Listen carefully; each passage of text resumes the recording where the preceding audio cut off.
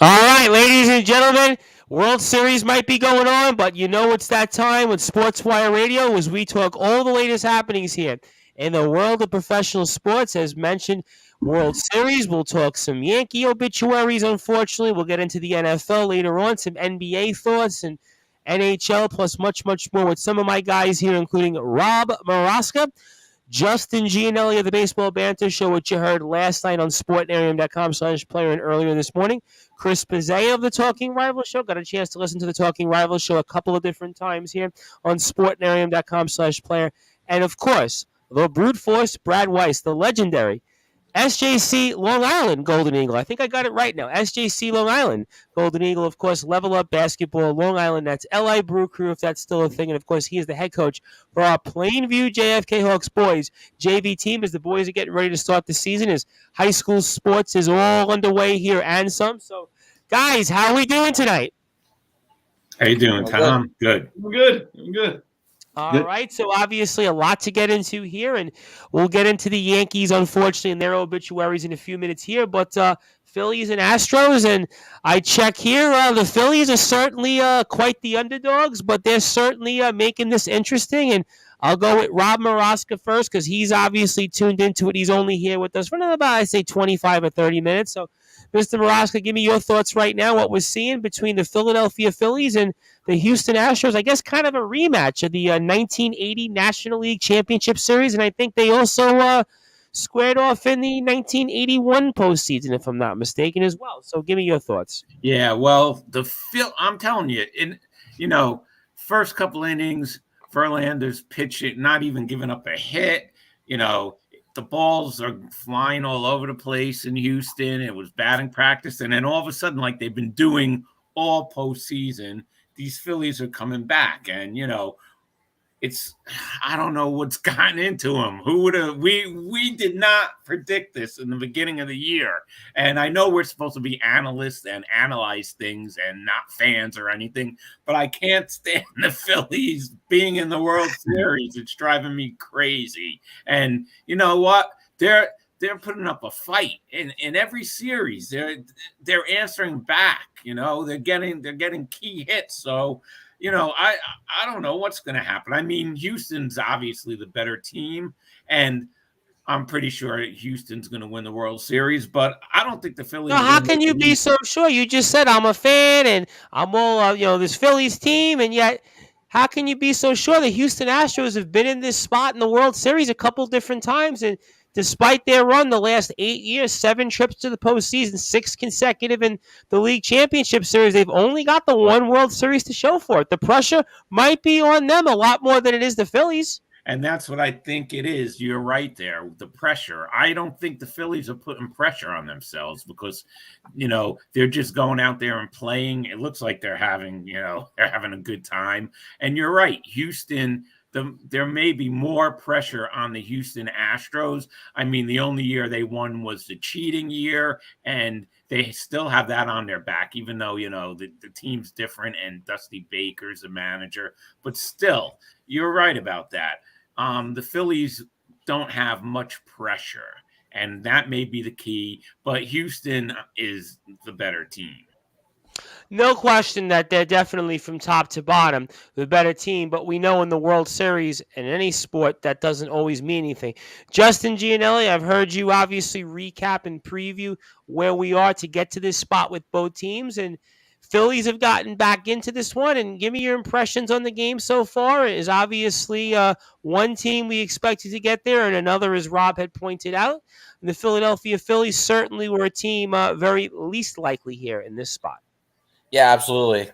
You couldn't have more polar opposites, honestly, in terms of the surprise of Philly getting there and the expectation of Houston being there. Obviously, fourth time in the last 6 years that they've been to the World Series. And, you kind of expected them to be here. And, it was the Kyle Tucker show early on. He got the scoring started with that solo home run and then eventually put them up 5-0 with that big three-run shot. But, it was a good fourth inning by the Phillies here. And, all of a sudden we got ourselves a ball game. I mean, Nick Castellanos with that RBI single to get the scoring started for Philly. I mean, he literally picks that ball up off the dirt and dumps it into left field. And then Alec Bohm, who's had big hit after big hit all postseason long with that huge 2-run double. And, they were able to kind of make some adjustments on Verlander, who kind of looked a little too comfortable early on. If you're a Philly fan, I think he was looking a little too comfortable. And they kind of got him out of his rhythm. They were able to get some guys on base, and they were able to capitalize. I mean, you didn't have to get all back in one inning. It's the fourth inning. They chipped away, and buckle up. Buckle up. I mean, my prediction, as you heard on the baseball banter, was Astros in 7. But you know what? To me, the World Series is a toss-up. It really is. Because I mean, it's almost like last year where the Braves get super hot, and the Astros yet again 100-win team. I think they won 100 games last year. They are the better team, but facing a really hot team that made a surprise postseason run. I'll tell you what, they've got a pretty damn good lineup, the Philadelphia Phillies, and their starting pitching, especially their 1, 2, 3, they really ain't that bad. And they themselves, I believe, was 66-46 the last 112 games. So they're definitely worthy. I think that was Rob Thompson's record, 66-46. I think he was 65. Girardi actually won his last game as Phillies manager. I will say, though, my first criticism of Thompson in this World Series was the decision to start Aaron Nola tonight and not Zach Wheeler. I understand that Wheeler, Nola's been through the wars with this team. He's seen the bad days. He's now seeing the good days. But Wheeler started game 1 of the wild card series, right? He started game 2 in the LDS after, the rotation coming around. He started game 1 of the LCS. And now all of a sudden you switch things up and you go with Aaron Nola in game 1 of the World Series. I don't quite understand the decision, and I don't quite like it either. And obviously it's shown itself. He's not pitched well tonight. Very, very fair points, but I think you hit the nail on the head as to why he got the nod. And Chris, obviously, good to be with you. Definitely missed you. Enjoyed the Talking Rivals show this week. I listened to last week's show quite a bit, so I'm obviously heard your voice probably more than we've heard on Sportswire Radio recently, but that's okay. You'll make up for it tonight for sure. And obviously, again, my condolences with the Yankees. We'll certainly get into that in a little while, but in the meantime, Phillies and Astros, and I think it's kind of an interesting World Series in a lot of different ways. And I think we've all said here 2 different teams that got here maybe in 2 different ways, and Phillies have kind of bounced back here so far. And give me your impressions on where we are right now in this game and these 2 teams. Yeah, I mean, it's great. I mean, Astros started out 5-0, but the Phillies have bounced back, made it a game at 5-3, which is great to see. I think everybody outside of Houston is rooting for the Phillies, even you guys, I think, is as hard as it is. But, I'm with Justin. I still think the Astros, they just got too deep of a rotation, bullpen that could go against Philly. So I think, Astros in 6 or 7 games as well. I tell you, I always have to give my partner in crime there from Talking Rivals, Patrick, credit. I mean, he had Philly before the season started. He had them in the playoffs, and I told him, I remember that. Yep.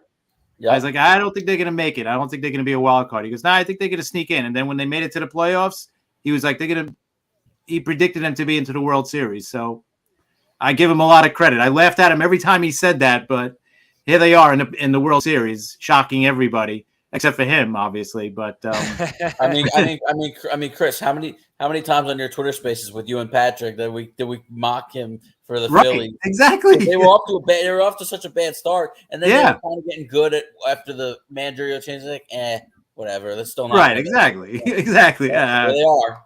The last even if they made it in the National League. Yeah, I figured they were going to get knocked out in the first round against St. Louis. I didn't think they would even. Yes, and St. Louis played really well in the second half, and they looked like they were poised to make a really big run. And so this is shocking right now. Yeah, and the Phillies didn't really exactly. I mean, they had the strong record after the managerial move, but they certainly that last month of the season kind of backed in there. So I gotta be honest. I did see them beating St. Louis. but I didn't for 1 second think they were beating Atlanta. No shot. Yeah, me either. Sure. I mean, certainly in a short series, anything is possible. But Right, in a National League Division Series, especially the way the Braves had played, and want to get to Anthony Finkel. What's up, fellas? Checking in from Gator Circle, Florida, Cape Cole. He also says, I'm rooting for the Phillies because Justin is a Yankees hater, still having that Guardians hat.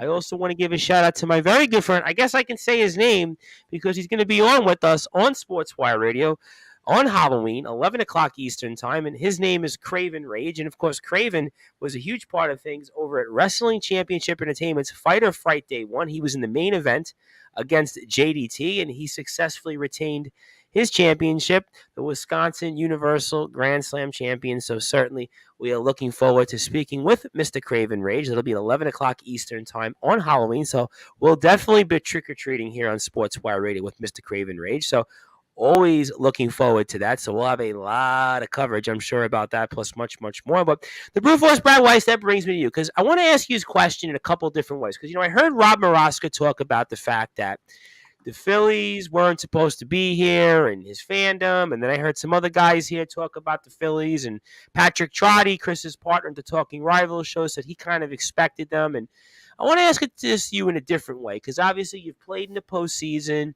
You're a coach now. And I kind of think that there's no pressure on the Philadelphia Phillies. And I kind of think I'd rather be the Phillies right now than the Astros. And let me tell you why. Because the Houston Astros, again, I pointed out the last 8 years have only won one World Series at the moment. Dusty Baker, this might be his last shot. This Houston core that they have, and no question, top to bottom, they've been probably pound for pound the best team in baseball, certainly at least in the American League over the past several years. But they only have that one championship. And you almost have to wonder, how many times do you keep getting to the mountain? I always think about the Braves in the 90s and how many times they got to the World Series, how many times they got to the postseason, only have the one championship to show for it. The Yankees since 2009 have been to the postseason 10 times, and yet they have no World Series to show for it. They haven't even been to a World Series. So give me your perspective on this, the Brewforce. Phillies haven't been here in a long time, haven't been over 500 in a long time, and I kind of feel like it's really the Phillies. I'd rather be the team in their position right now rather than the Astros. Give me your thoughts on that, maybe as a player and somebody who's been in that spot. Yeah, so what's up, fellas? Happy Friday night to everybody. Yes, sir. I'm hoping the Wi-Fi could just crash right now. Crash, please. Crash. How do you think I feel? He's a Yankee fan, though. He's a Yankee fan that was eliminated by the Astros. It doesn't want to crash, all right? Because, ladies and gentlemen, this might be my worst segment in sports report history. Wow, that's a lot of them. We've had a lot of segments, Brad Weiss. Because I have to compliment the Philadelphia Phillies, and I have to compliment Bryce Harper. All right, because I've heard 0-2 Bonds, 13 Ortiz comparisons. I've heard over the past week. Ladies and gentlemen, if you've been listening to the show, I've done nothing but trash this team. I hate the Fanatic. I hate their fans. I hate Bryce Harper. I just about hate everything about the Phillies from top to bottom. And I've hated on Bryce Harper. And I've said he's a terrible leader. I've said that he can't come through. He's all about his own personal numbers. And all of that can be just thrown in the dumpster, everything that I said, because I couldn't have been more wrong. And I hate that I have to sit here today in October and have to tell you that I was completely wrong and that Bryce Harper has proven me wrong because he's done nothing but the total opposite.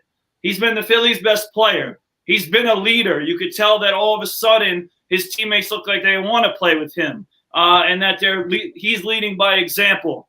So as much as I talked all that trash and all that, and went on this show and went crazy, this is the time, like I said, one of my worst segments in sports report history, that I have to come on this show and give Bryce Harper credit for all the things that he's doing right. And the Phillies, I'm going to say this, Tom, Bryce, I think the Phillies are going to win the World Series. And it really pains me to say that because I know that the Astros are the better team. I know that, they're expected to win. But we almost – and I said this against the Braves. I thought they were going to beat the Braves. And the Braves didn't do that. They didn't do that. And listen, when it comes to the Phillies, there is a such thing as that hot team right, that's hard to beat. And we talked about it throughout the playoffs. It doesn't matter how many wins you had in the regular season. The Braves last year, the Nationals in 2019, the Cardinals in 2006. Ultimately, it comes down to the team that's playing the best, and I think the Phillies are playing the best baseball right now, and they're going to win this World Series. And Tom, to get to your question right now, I think you're 100% right. I think, the Phillies really don't have anything to lose. They're the team with not a lot of pressure on them because of the way that they're playing and because they're not the favorites in this series. The Astros have all the pressure on them. They're trying to get back, for everybody who's talking about 2017. They're trying to get back from losing the World Series. They got Dusty Baker, the old manager, who's just about on his last leg that needs to win it now. I mean, they really be on his last leg. All the pressure. Justin Verlander is getting old. All the pressure. And the Phillies got a dude who just got a managerial job halfway through the season. They got young players on the roster, and they weren't expected to be here. So in the end, I think the pressure that gets on the Astros, yeah, of course they have the experience. Everybody's talking about the experience, which is important. But I think that the momentum, think about that word, momentum, that the Phillies have continued to go with, right, and the way that they're playing with nothing to lose and no pressure is going to help them in this series, and that's why I think they're going to win. And I, ladies and gentlemen, am going to cry because I do not. The worst thing in my life, besides, right, seeing some teams that win that I don't like, is going to see Bryce Harper celebrating on a baseball field. Well, you've been for the last 3 years. I mean, you have been pretty much, I think, of any player, other than maybe. And Tom Bryce, my last point, too, if the Phillies win this, just think about how much Mets fans have suffered over the last couple of years. The Nationals won. The Braves won. The Phillies won. And we just continue to see every team in our division leapfrog us and win World Series. When is it our turn? You know what? That's a question that for those of us that have not seen the New York Mets win a World Series in our lifetime, that's a question that I'm sure Met fans will certainly ask. But we got Yankee fans like Chris who've seen their team be eliminated at the hands of the Houston Astros, I believe now 4 times in 8 years. They're probably asking the same exact question. So at the end of the day, it's damned if you do, damned if you don't here on Sportzwire Radio. Joey Bostrom says here, Astros in 6. I'll tell you what, Joey, very well a possibility here. And let's talk about the Yankees, and obviously, and we'll come back to the game here a little bit, but Rob Moroska, obviously Yankees, unfortunately, I do want to spend some time on them because obviously the season ended since we last went off the air, and I have a much better voice than the last time we were on the air on Sportswire Radio. And obviously, Mr. Moroska, Yankees lineup, I look at it, hit 173 in the 4 games, and other than the 4th game, really didn't hit much, and Houston Astros found a way every moment they had. They made the plays they needed to, and Yankees unfortunately had some timely defensive demises, especially in the 4th game. And Nestor Cortez, I think, unfortunately, with his injury, let him down a little bit. But there was other things as well that went into a factor, Judge and Stanton. But give me your thoughts on how it all ended for the Yankees getting swept at the hands of the aforementioned Houston Astros. Yeah, it was pretty ugly. I mean, it was the hitting. It was striking out. I mean, every time you look, the Yankees are striking out. They were producing more wind than the hurricane that hit Florida. And let's just face it. I don't know. I was thinking about this team afterwards. And if George Steinbrenner was still alive, I think Boone would have been already fired by now, and people are asking, is he going to survive? And the way Hal Steinbrenner is talking, it looks like he's going to. Well, he already said he's coming back. I mean, he's coming back from year 6. So yeah, he said he's coming back. And I don't know. The Yankees didn't get any clutch hitting. Like you said, Nestor was injured. That hurt him. And they played terribly. They were swept and they did nothing. So, they don't deserve to be in the World Series. Sorry, Chris, but the way they played, it was hard to look at. Even if you're a Met fan, it was hard to watch those games because it was just strikeout, and Houston. That's it. Yeah, no question. Unfortunately, Yankees season definitely untimely demise here. And Joey Bostrom here chimes in before I get to Justin and Chris, and he says, Yankees got what they deserved. I knew they were getting swept after game 1. Yeah, Yankee fans would stop me in the street and they would say the same thing. And I was trying to, give them a pep talk. I was trying to brute force, trying to give them some confidence of one of your words. And I was saying, no, I'm telling you, don't worry about it. Don't worry, you're going to win some games. Don't worry about it. But it wasn't to be. And Justin, obviously, Yankees do get swept, and a number of different things happened that led to it. And give me your thoughts on where it all ended and where we are now as the Yankees go into the offseason. Yeah, I mean, they just could not do a single thing offensively. And the one game that they actually woke up offensively, every time they would score, Houston would have an answer. Houston is a team that just has the Yankees number. And, we saw that in evidence, in game 4, especially by all the times they would answer a Yankee run. Game 1, they do get off that 1-0 lead, but they don't really do anything the rest of the game. Houston comes back and ties it, takes the lead, and ends up winning by 1 run. You could say some of the games were close because of the 1-run game in games 1 and 2. But then you have that miscue in game 3 where Harrison Bader and Aaron Judge really had trouble communicating. Bader drops the fly ball. And then Cole gives up the homer to McCormick, and the floodgates open there. And Garrett Cole needed to be better there. And I don't want to totally blame him because I think he had a solid postseason, and that wasn't all his fault. But, you do got to make that pitch to pick up your teammate for that miscue. And he didn't do that. And that was the true writing on the wall right there. And, obviously something was up with Nestor Cortez. You saw the velocity down.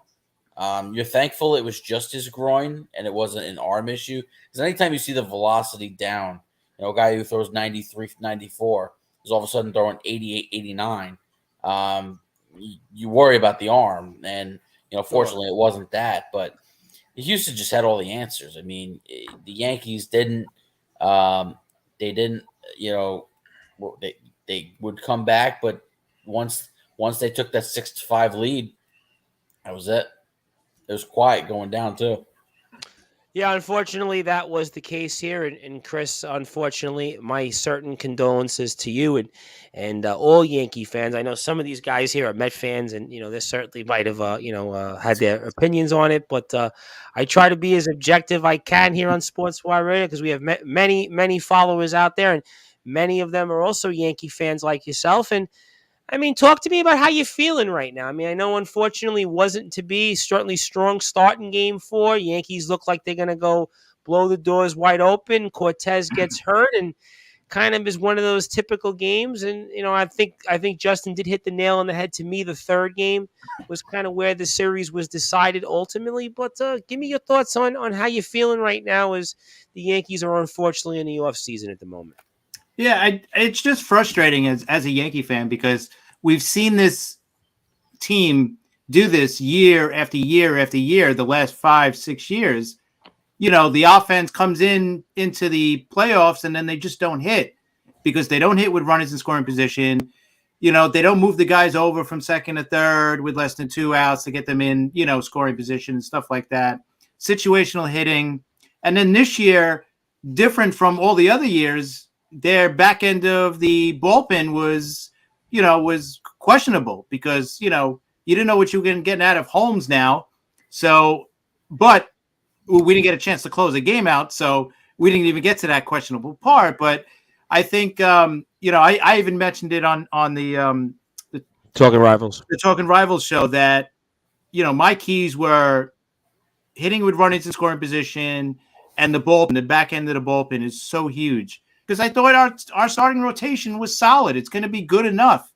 I thought the pitcher really wasn't that bad for the Yankees in the series. Absolutely. It really wasn't. And Cole was okay.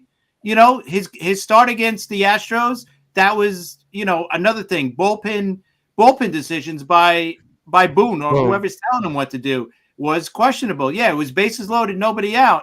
But I'll take Cole with 90 whatever pitches he was throwing. 99 pitches, yep. Yeah.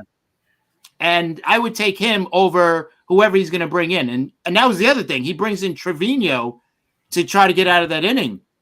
You got to bring in your better guy. You got to bring in like Loizaga or Holmes in that situation.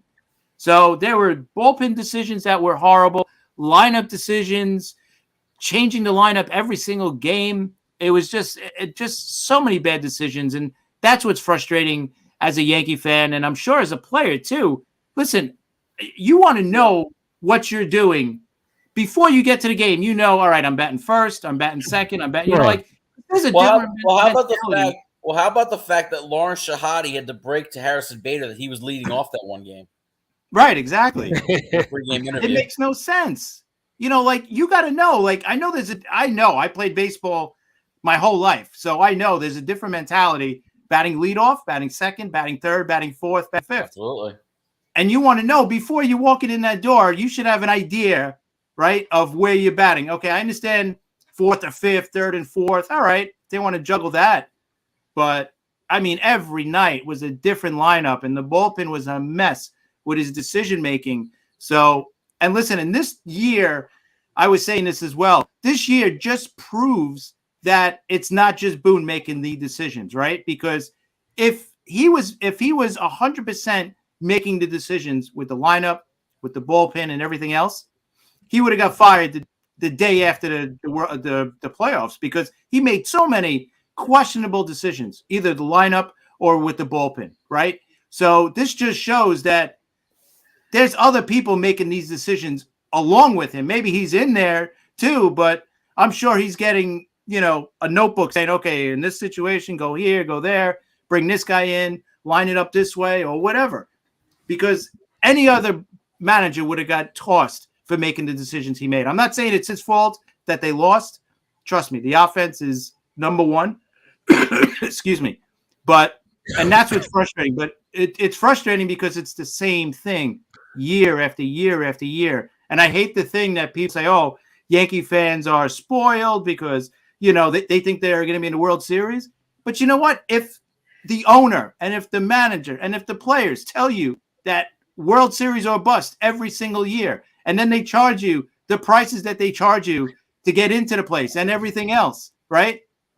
If they do that, you're expecting to be in the World Series. And I'm not saying I expect to be, oh, yeah, we're going to be in the World Series every single year. But they got to make changes to get there, and they're just not making the right changes. And that's where someone should be held accountable. Like the guy putting this all together, yeah, he might be a great GM, but his formula or whatever is not working because he's got one World Series. Think about it. One World Series win since 2000. You guys. Okay, one World Series win. We were in two other World Series and we lost. So for a team with one of the highest payrolls, if not the highest, second highest, over the last 20 years, I guarantee you the Yankees are either first or second highest payroll over the last 20 years. Maybe the last couple of years, LA and the Mets, you guys this year. But Philly's had a $250 million payroll in their own right. I mean, they were right, exactly. I think Philly was fifth this year. Yeah. But so you expect more. I think the fundamentals of this organization needs to change because there's one thing clear: the Yankees can't develop players. I mean, other than Aaron Judge, name me a guy recently the Yankees have developed. You know, Gleyber Torres, flash in the pan. Greg Bird didn't work out. And think about it. Greg Bird. Think about it. We got Torres from the Cubs, so he's not really our player. We didn't draft him. Right. But at the same time, but you also still had to develop him because he was still in the minor leagues. Right. But but they just I guess technically what Kansas you'd say maybe over the past several years. I mean, I give you. He was good for a couple of years. He was really good. I think relief pitching we're always good with. But I had to think about right. He's going off and he's rattling off names, and there is a point to that. But let me ask you a follow up, Chris, because I heard some things you said, and I'll get to the Brew Force in a second, and I thought they were fascinating. So I'm going to ask you two questions. The first one, as you played baseball, and I thought it was fascinating how you talked about the different spots you were in the lineup. So I'll ask you psychologically, number one, how that would impact you. And secondly, as somebody who covers the Yankees for us here on Sportswire Radio with the Talking Rivals and knows this team from the back of your hand like nobody else, what changes would you like to make? So I ask you those two questions and give me your thoughts on that. I just think, all right, for the first one, when you're in the lineup, just like as a pitcher as well, you want to know where you are, right? You want to know what you're doing in that lineup. As a leadoff guy, okay, you're just trying to get on base, right? You're not looking to drive guys in, obviously, because there's nobody on base because you're leading off the inning. But you're just trying to get on base, trying to work the count a little bit, get on base any way you can, bunt, walk, whatever, okay? And then the second and third guys, the second guy, maybe he's the guy that's going to move you over. You know what I mean? Maybe not with a bunt, but maybe even a ground ball. If you try to steal second, you know what I mean? You're going to ground it to the right side and get him over to third, stuff like that.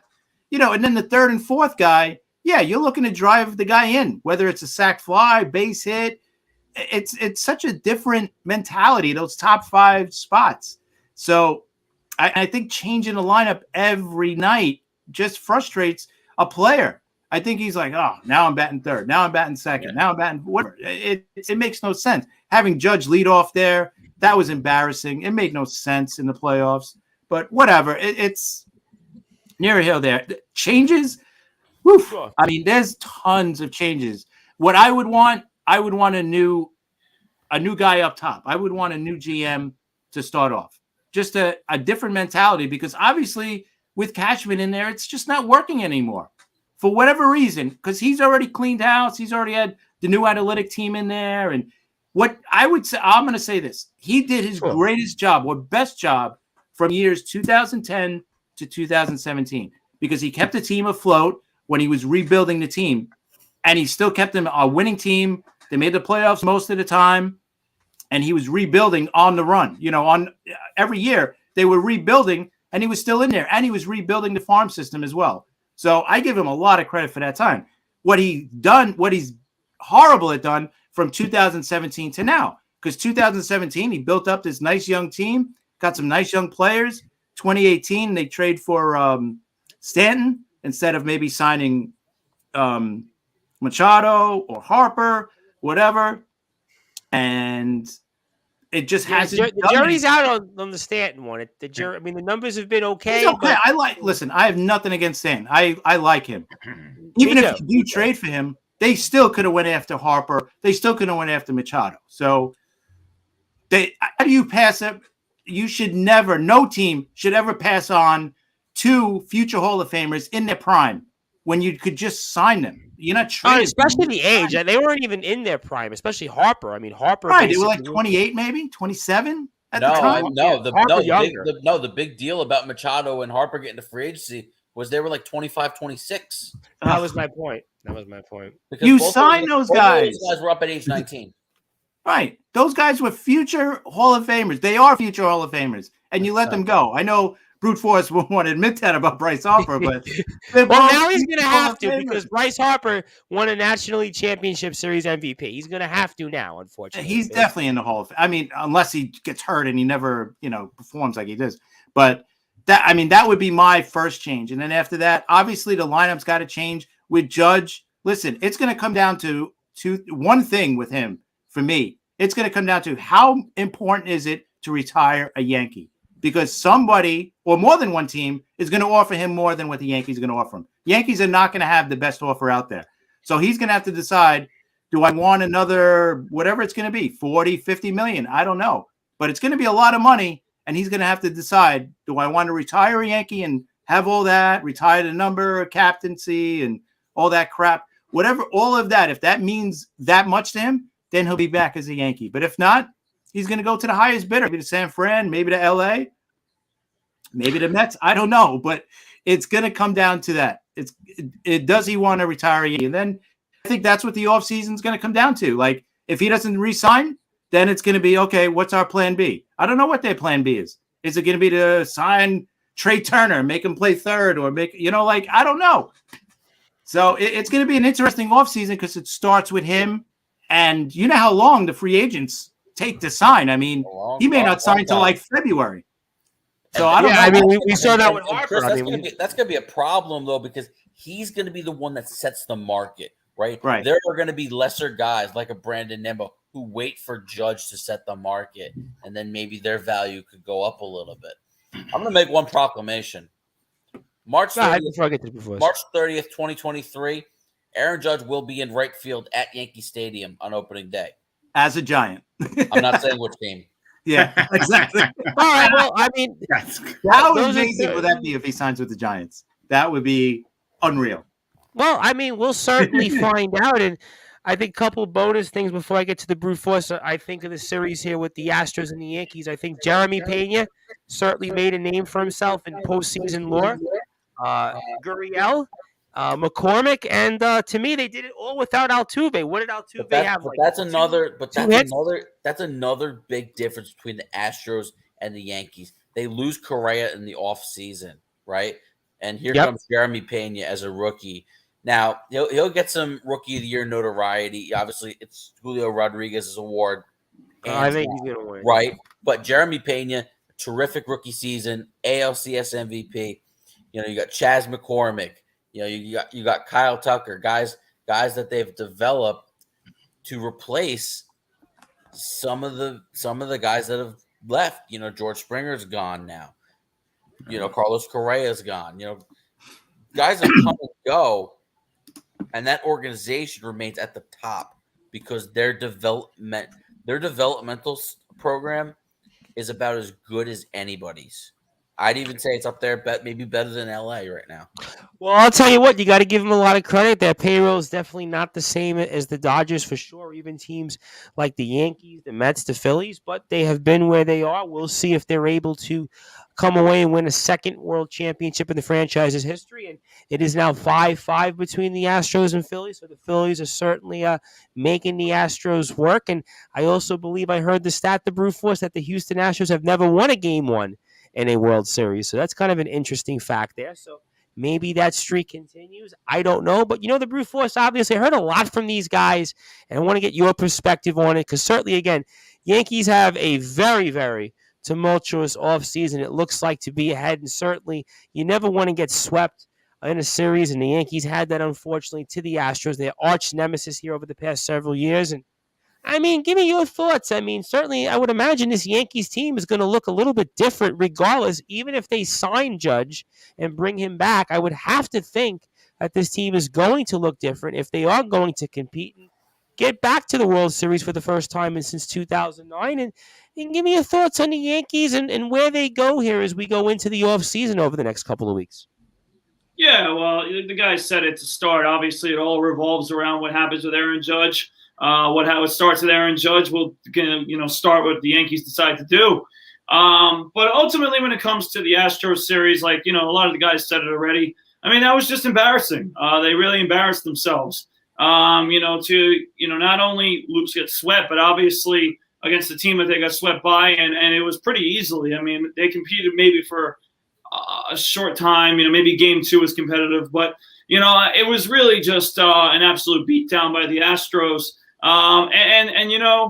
The hardest part has to be, obviously, they talked about the offense. I mean, when you have two guys on your roster that arguably weren't guys you even wanted at the beginning of the season, who are your best hitters. And Harrison Bader was pretty much the Yankees' postseason offense. I mean, yes. I mean, you got Harrison Bader, who's your best hitter, who John Gonzalez still probably thinks shouldn't have been traded to the Yankees for Jordan Montgomery. And then you got Anthony Rizzo as your second best hitter, who the Yankees didn't even want. They took him as like a consolation prize. You're almost going to have to bring him back now. Yeah, I think you do because that might. He's probably going to opt out though. I mean, that right there might actually help you get Aaron Judge back because according to multiple reports, Aaron Judge loves Anthony Rizzo. So I think that could really help in that possible recruitment process back. But Chris was 100% right on a lot of points. Obviously, one with Aaron Judge, it's going to be about whether he wants the legacy at Yankee Stadium and as a Yankee or not. But I really want to touch on, because as a coach and as a player, I really want to touch on what he talked about with the lineup and really want to touch on the overall job that Aaron Boone did in the playoffs, because he really did a very poor job, as a manager. Listen, it wasn't his fault. We all agree with that. It wasn't his fault. The lineup wasn't good enough.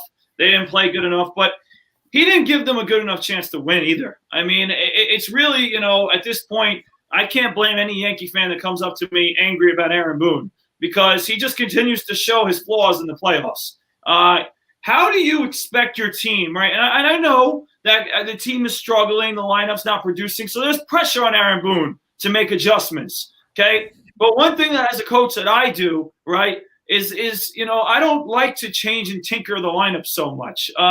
You got to let your guys, be confident in where they are and find themselves. And I know that in the playoffs it's hard to do that, but it wasn't successful moving them around in the lineup.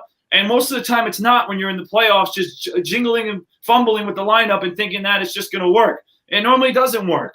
So Aaron Boone, probably going with analytics and hearing what, guys do against certain guys and all these different things, instead of worrying about how it would psychologically affect a player if he goes from 2 to 4 or 3 to 6, right? And that's the part of me becoming a coach, Tom Bryce. That's been actually one of my biggest things is taking the player side of things and, all right, what do you think a player is going to think when you start him for 6 games and then you bench him, right? Like, that's not something exactly that always works. Sometimes you think because the player's not playing well, that's, a reason to bench him.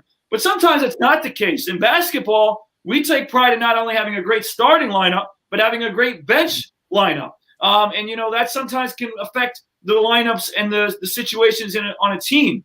With the Yankees in the batting order, if you move guys in the batting order, you think that might be successful to help the team, but you've got to think about the psychological side. No one likes getting bumped down the lineup.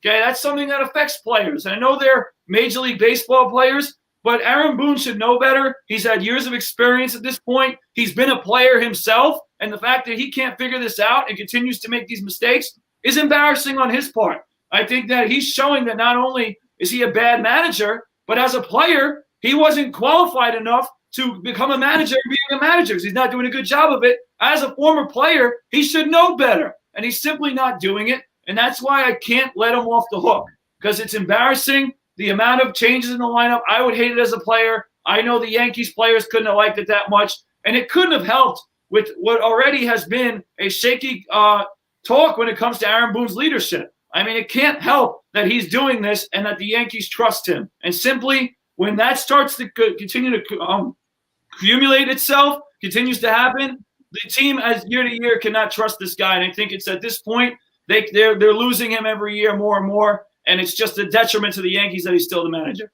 It almost reminds me, before I get to Rob Morales, because I know he's got to get out of here, but it almost reminds me, George Seifert used to be the coach of the San Francisco 49ers, and Chris will probably know what I'm talking about here. And he had a wonderful record. I mean, his record was, you look at it, even his winning percentage after he coached in Carolina, it's still probably one of the all-time winningest coaches, right? But they looked at it and said, well, you're the coach of the San Francisco 49ers. You're supposed to win 12 games a year, 13 games a year. Even though he got the 2 Super Bowls, it was almost like, well, you should have won like 6 of them. And with Aaron Boone, I think it's kind of the same thing in a way with Yankee fans, because even though Aaron Boone's winning percentage is a little over 600, if I'm not mistaken, Yankee fans look at it and say, well, you're supposed to have gotten to 2, 3 World Series. And then not only to Brad's point about him being a former player, not just was Aaron Boone a former player, he also got to watch his father manage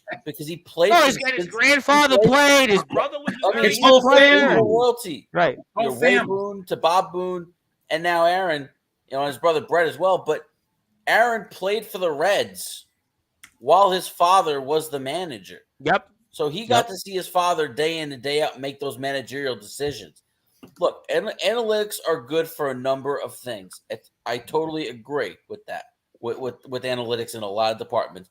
But I hate when it comes, because you feel like a lot of these teams, it's multiple brains coming together for the lineup. He should be the one fully entrusted with the lineup. Yes, he should look at the numbers to an extent and go with what he's comfortable with. But a routine is something that is certainly needed. And I've never liked seeing Judge batting first or second. And, I even suggested earlier in the playoffs to put Bader in the leadoff spot, and they finally did it towards the end. But at some point, you gotta have a certain form of consistency. You want to shuffle around the bottom of the lineup, whatever. But when you're talking about the top 4, top 5, I mean, you can't mess around with that. Those are your heavy guys. New York Yankees, I believe, to end the season Well, 51-52 was the stat I heard, and counting regular season and postseason. So that tells you there that automatically the New York Yankees, for a large portion of the season, were a 500 baseball club. And the other thing on the New York Yankees that I found was so interesting was at the end of the game, Pedro Martinez, who's obviously did pre and post game coverage for TBS, who covered the American League Championship Series, said Aaron Boone's comments about Aaron Judge after the game and him coming back reminded him of Terry Francona's comments about him.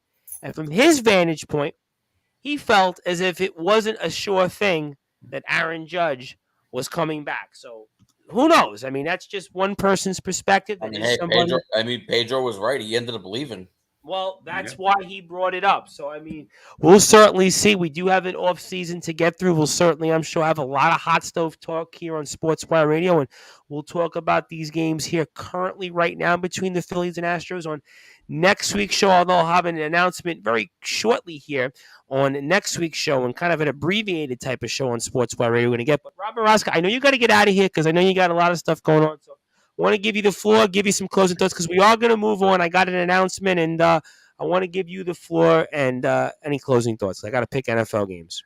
Okay, thanks. Yeah, well, the hot stove is going to be very interesting this winter, and to tell you the truth, I don't know what's going to happen. It's going to be crazy. I mean, spending is going to be out of control, and Met fans have to get rid of that old mindset. You know, it's the Mets and what.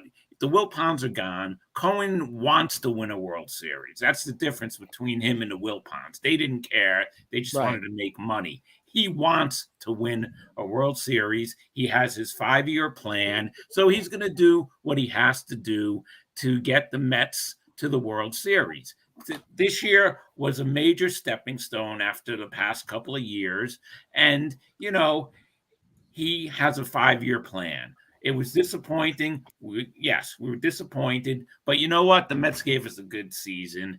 Now that we think about it and, you know, the playoffs are over and we're in the World Series, you know, the Mets gave us a lot of fun and excitement this year. So it's only going to get better, and he's going to do what he has to do to win. And I'm going to have, like I said, I'm going to have another contest coming up in a couple of weeks. It might be Jets. It might be Islanders. It might be Rangers. I don't know yet. So when I figure it out, you guys will know. And if anybody wants to reach me, R. Maraska on Twitter, Rob Maraska on Facebook. And, you know, another great show, guys. I'm going to listen to, you know, your football picks and everything. And I'll see you guys next week.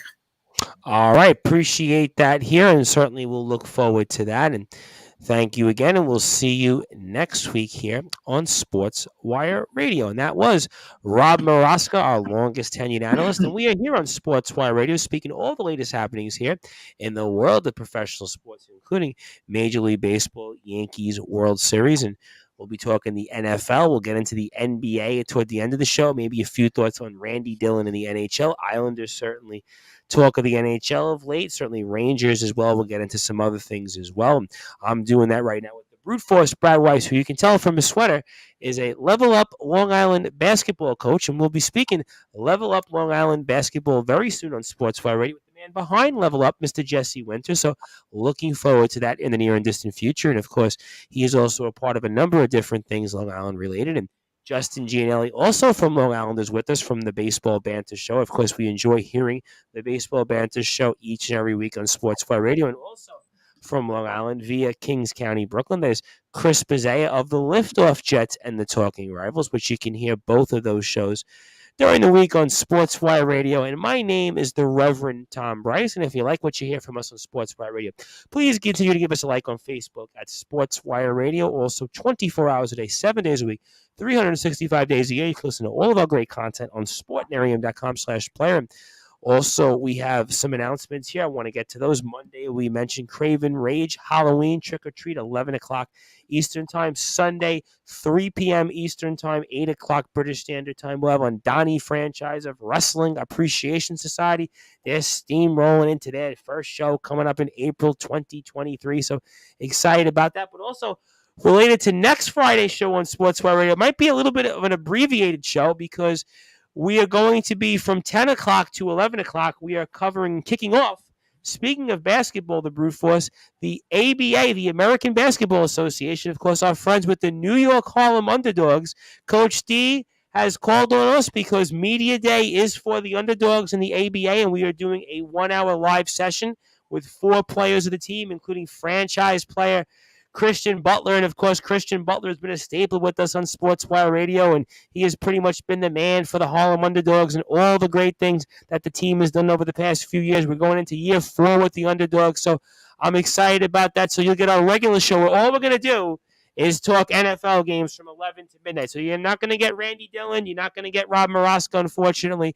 That's just going to be all NFL picks so we can make up. So next week, about 10 to 11, maybe we'll do a few minutes before that. Maybe we'll swing on a Rob Marosco. But I'm going to say, to be safe, you'll get 10 to 11 live Underdogs coverage as the season kicks off, Media Day, and then we'll come back 11 o'clock and we'll do our picks for all the NFL games. We'll pretty much go shotgun with that. So I'm excited about that. And I want to thank Coach D again for the opportunity. And you can follow the New York Harlem Underdogs on Instagram at Underdogs ABA. That is Underdogs ABA. You can also follow Christian Butler, of course, the franchise player of the Underdogs, and of course everything that he does for us here on Sportswire Radio. Very, very big fan of his.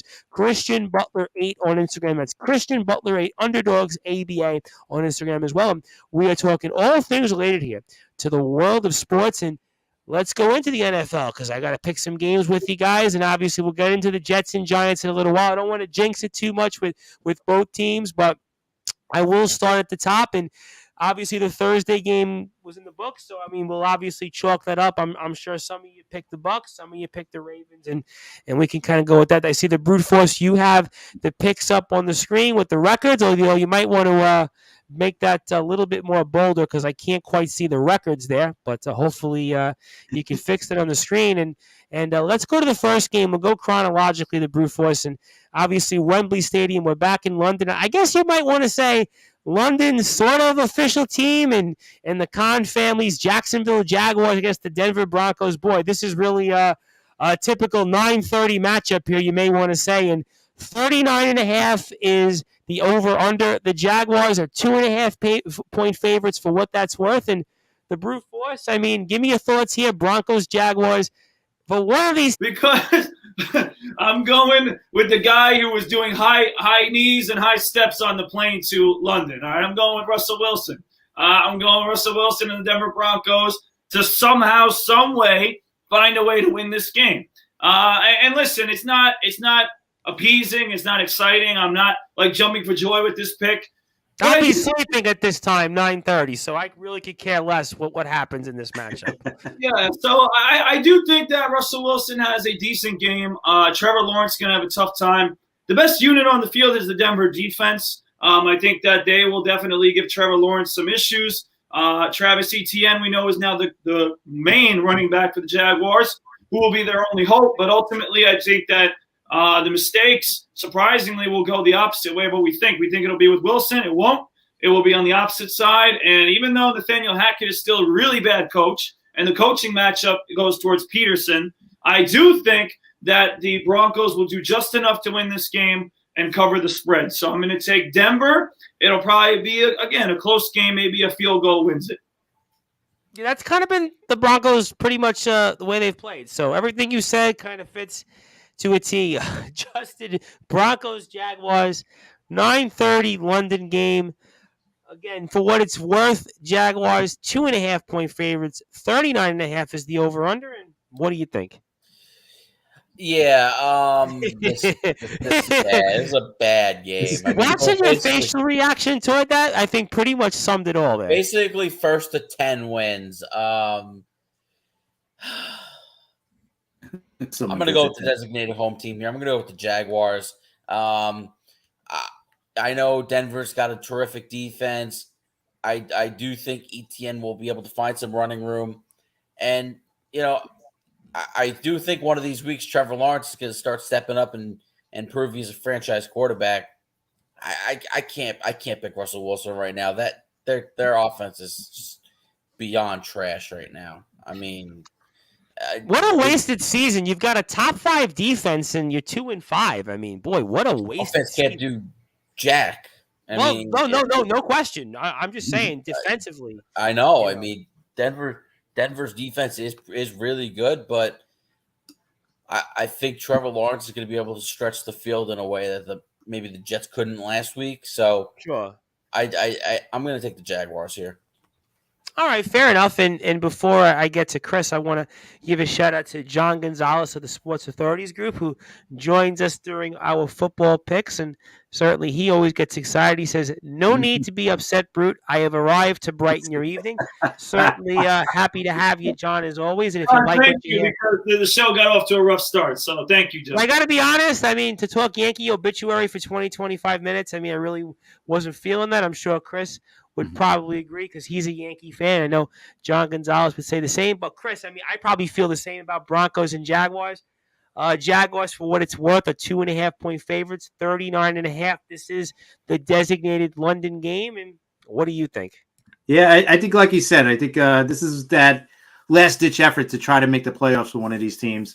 I'm going to say Denver just because of that defense is so relentless, man. They got such a good defense. I think the defense scores a touchdown in this game, and that'll probably be the difference in the game. So I'll take Denver. Tight game, 2017 or something, 21-18, some low-scoring game. I'm going Jacksonville only because I think the point was made. How can you really take? I think Justin made the point. How can you take Russell Wilson at this point, even though Jacksonville really hasn't done much to aspire either with their offense, and these teams are pretty much in the same boat. But I'm going to say at the end of the day, Jacksonville, I don't know, by a field goal pretty much probably will be exactly kind of what the game is. And wouldn't surprise me if Denver won, but just because I'm just going to go for it, I'm going to go with Jacksonville here. And I guess for what it's worth, they salvaged this season. And John Gonzalez says he likes the Denver Broncos. So let's go to the next matchup here, which I know that the Brute Force and myself will certainly be excited for, and that is the Miami Dolphins and the Detroit Lions. Conversely, on the other end of it, the over-under is 51.5. The Dolphins are 3.5-point favorites, and the Brute Force, I'm waiting for you to put the upset alert back on the screen, right? I know you're going to do it, so I'll put you on the spot here. Dolphins and Lions, what do you think here? Tom Bryce, I simply can't do it. I can't do it. I mean, listen, when it comes to Detroit, and listen, Mr. Detroit, John Gonzalez can attest to it. I mean, Randy Dillon. The Tom Selleck movie, was it Mr. Baseball almost? He was from Detroit. I think that was Mr. Baseball. John Gonzalez to be Mr. Detroit at this point because he's Detroit sports lover at this point. But anyway, Randy Dillon will be on the show later to tell us about, I think, the one Detroit team that's respectable in hockey. But just about Red Wings have played well. You've played really well so far. I have no idea how, but they played well. Every other sport, they're garbage. And listen, this is depressing for me to say because this is the same guy who was talking all great about Detroit. Listen, everything that I've said this week is coming and crashing down on me between Harper, the Lions. I mean, everything. We're just going to keep going today.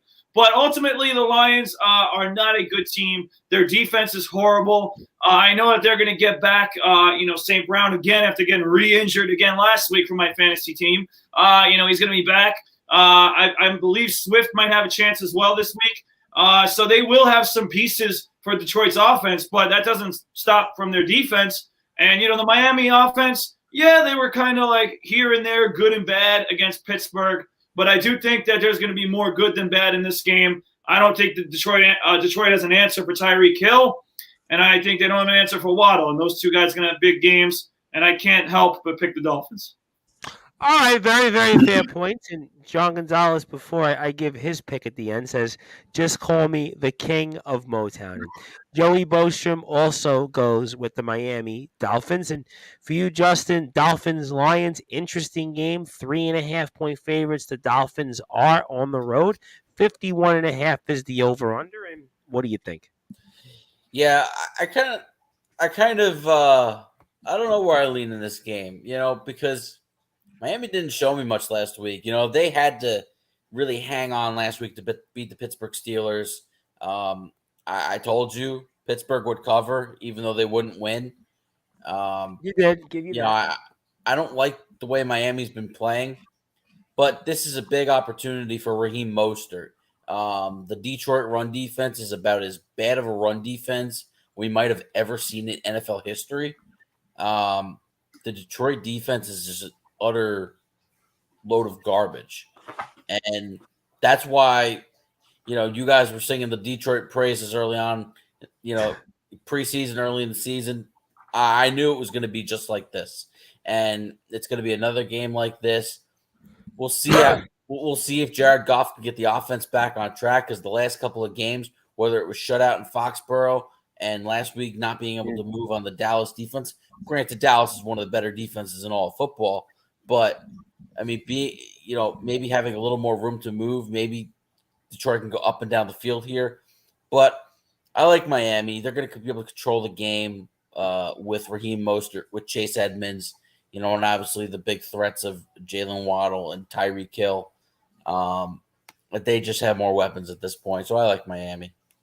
Fair enough. And for you, Chris, Dolphins, Lions, and Dolphins are 3.5-point favorites on the road. 51.5 is the over/under. And what do you think?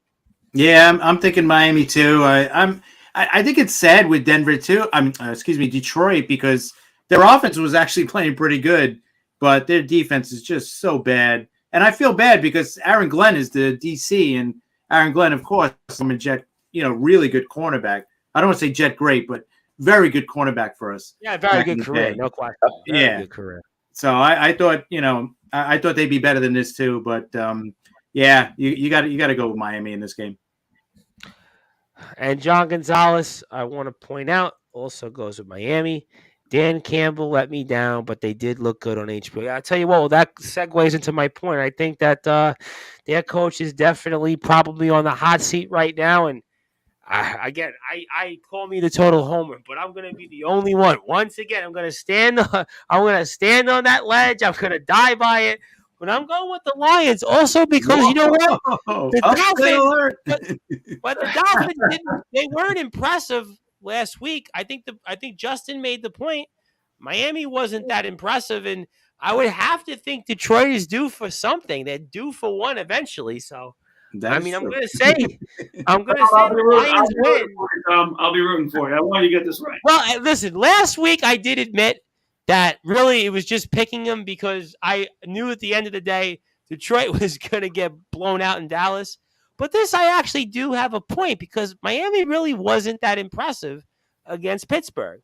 So for what it's worth, maybe there's some motivation there with the Lions. But their coach, I think, is definitely in trouble. There's no question that I have to think that if they continue this route, that Dan Campbell is definitely in doo-doo. And John Gonzalez, Tom, you're showing the love for the Motor City. Yeah, why not? I mean, at this point, the Brewforce pointed out the Red Wings are playing well, and God can help the Pistons, I'm sure, and the Lions could use all the help they can get. So why not at this point? But let's go to another interesting matchup. Really, really intriguing 1 o'clock game. You don't see the Arizona Cardinals, the Brewforce, too often.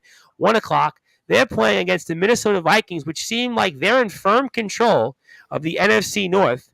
And the Cardinals are 3.5-point underdogs on the road. Vikings 3.5-point favorites, and the over/under is 48.5 here. And what do you think? This to me is actually an intriguing matchup for what it's worth. And what do you think here? Yeah, I agree with you. I think it is. It is an intriguing matchup. You see the Cardinals, and I said it last week, with the addition of DeAndre Hopkins. They looked good last week. They looked good. I was watching some of the game. Finally, we had a good game on Thursday night. They're a different team with DeAndre Hopkins. He's a big-time difference maker. And you just could tell that they were a little bit better offensively with him in the lineup. Now, with that being said, there is one thing I'm going to be very confident with, and that's taking Arizona with the spread. Anytime Minnesota plays and wins, they don't win convincingly. They win close. And I think that they'll do it again. I think Minnesota wins. I'm going to pick Minnesota. But I am going to say that they do not cover that spread. I think Arizona will keep it close. And I think it's going to come down to the wire. It's going to come down to the end of the game. And call me crazy, but maybe Kirk Cousins, because it's not prime time. It's 1 o'clock. He's pretty good at 1 o'clock. Will come through at the end of the game with a big throw, and they'll kick a game-winning field goal. Give me the Vikings by 3. The Cardinals cover the spread, so I'll pick the Cardinals with the spread. All right, that's a very, very, very good analysis there, Justin. Cardinals, Vikings, I think this is a really, really intriguing matchup. And what do you think here? Vikings 3.5-point favorites, 48.5 is the over/under, and let's say you. Brad stole my thunder. I was going to have you repeat what time the game was, because if it's 1 p.m., it's Kirk Cousins time. And you know what? They're not going to have – let's be honest. They're not going to have an answer for Justin Jefferson and Adam Thielen and Dalvin Cook. There's too many weapons right now on the offensive side of the ball for Minnesota. Even with the addition and return of DeAndre Hopkins, I just don't think Arizona could kind of really compete. I'm still not the biggest Kyler Murray fan. I don't think he's that great of a quarterback. So I do like Minnesota to cover the spread. Not saying it's not going to be a close game, but I could see like a 24-17 kind of game, where they win by a touchdown. But Minnesota's the better team, and I think that they're going to take a big stepping stone towards putting more separation in that North Division. That's a very, very interesting point toward the last one. Before I get to Joey and John Gonzalez's picks, Chris, what do you think here? I think this is one of the more exciting games I see on the schedule. And Cardinals Vikings, what do you think? Yeah, good point by Justin. It's a 1:00 game, so Kirk Cousins should come up big in this one. It's not a primetime game, right? So yeah, Minnesota, I think, is just a better team. I really have not trusted Kyle Murray the last year, this season, and what was it after? I think you were the one that was saying it last year on the show. Even though they were 8-1, you were like, I don't know if they're still going to be able to keep that run up, and they wound up not. So that was me. Yeah, so I don't trust them. All right, I'll take Minnesota at home. All right. I mean, I could I could see that. And John Gonzalez likes the Vikings. Joey Bostrom likes the Vikings. Close game, 27-24. I'm going to go with the Vikings for one reason that I don't think anybody pointed out. West Coast teams like Arizona, I kind of feel like don't travel well in this setting, because if their Pacific time is or Mountain time is 10 o'clock, 11 o'clock start, body's not used to that. I do think there's something to that. And I kind of think here Minnesota pulls away with a win comfortably, and the Vikings kind of put some distance between themselves and the rest of that division. And John Gonzalez makes a great point. Murray has become a useless dwarf. So that's a fair point here. And another game, the Brute Force, that I guess I can't quite figure out if I'm interested in this game or if I'm going to pass on it. And that's the Bears and the Cowboys. Of course, one of your favorite teams to talk about, the Bears. And there's certainly the Cowboys, maybe even more of one of your favorite teams to speak about, the Brute Force. And it looks like here that the Bears are 8.5-point underdogs on the road. I'm almost tempted to maybe pick that, but I still think Dallas I imagine would have the edge from your vantage point. But 42.5 is the over-under. And I guess you could say the Bears looked pretty good on Monday night for a game none of us really had them winning. And they're sort of alive here, and for what it's worth, in the postseason, because you've got a bunch of teams here in the NFC, which have just played very poorly. I'm sure we'll get to that at some point here. But it is the 3-4 Bears against the 5-2 Cowboys, and the Cowboys are 8.5-point favorites. 42.5 is the over/under. And what do you think here, the Brute Force? Yeah, well, first of all, let me start with the entertainment value for you, Tom Bryce. You don't have to watch this game. It won't be that exciting to watch, so don't get intrigued by it. Ladies and gentlemen, as much as it pains me, because just about everything is paining me on this show today, the Cowboys will win this game, and I'm taking them with the spread very confidently. And listen, it's one of those things too, Tom Bryce, where the Bears come off this crazy win, and no one expects them to win, and they played it just as well as they could have against a team that we expected, just because of the Patriots' defense, which was pretty embarrassing against the Bears. It's very rare that a team like the Bears is going to duplicate that performance the next week. I don't think so. I think they're going to look just like the Lions did last week against the Cowboys. They're going to struggle to score. The Cowboys, are playing really good defensively. They're going to give the Bears all the fits in the world. Justin Fields isn't going to be running all over the field, and then he's going to be forced to throw, and that's a disaster. So he will not do that. And the Cowboys, it's just another week as Dak Prescott progresses back to his form, and I think he will have a big week.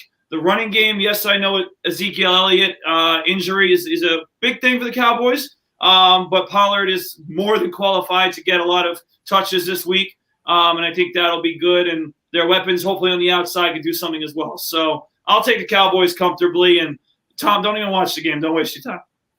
All right, well, we'll certainly find out. I'll certainly let you know the Brute Force. But for you, Justin, Bears Cowboys, I guess Bears got a win that maybe gives Bears fans some hope. I think about one of my friends who's celebrating a birthday today, and his name is Jeff Pfaff, who's a Chicago Bears fan. I know he was pretty ecstatic, although he really doesn't, I don't think, watch football too much anymore, but that's a decision between him and his God. But for you, Justin, Bears and Cowboys, and I don't know what to make of this matchup, and help me figure it out. All right, time to build the team up just to tear it right down, because from what I saw from the Chicago Bears last Monday night was absolutely fantastic. What I saw from the coaching staff was a coaching staff willing to finally tailor their offensive game plan towards what Justin Fields does the best. And, him using his legs on Monday night really showed you why he was such a top pick from Ohio State and why he was so good at Ohio State. And he made the throws he needed to, and he played really well. And it kind of almost was like a light switch kind of game for Justin Fields. Finally figuring out the ropes of life of an NFL quarterback. With that being said, I also talked up the Dallas Cowboys defense for their victory over the Detroit Lions last Sunday, and it's going to be much of the same. The Cowboys defense had 5 takeaways on Sunday against the Lions, and I think we're in for a similar situation. I mean, this might be one of I won't say it's the ugliest game. I think there's another game that's going to get a little bit uglier later on. Well, Denver and Jacksonville we spoke about. That's going to be I mean ugly in terms of a blowout. But we'll spare that for later. Okay, but gotcha. I mean, this is Dallas covering the spread easily. I mean, I'm looking at like a 35-6 kind of game. All right. Well, some guys that picked it, including John Gonzalez and Joey Bostrom, may agree, but I'll save that till Chris picks. And Bears, Cowboys, and maybe do you differ to these guys, or what do you think?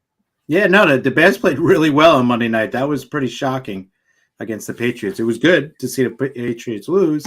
But I think Dallas wins. I think Prescott is returning too. So, I think Dallas is just too good for them at home as well. So I'll definitely take Dallas in this one. All right, and John Gonzalez has Dallas 34-10.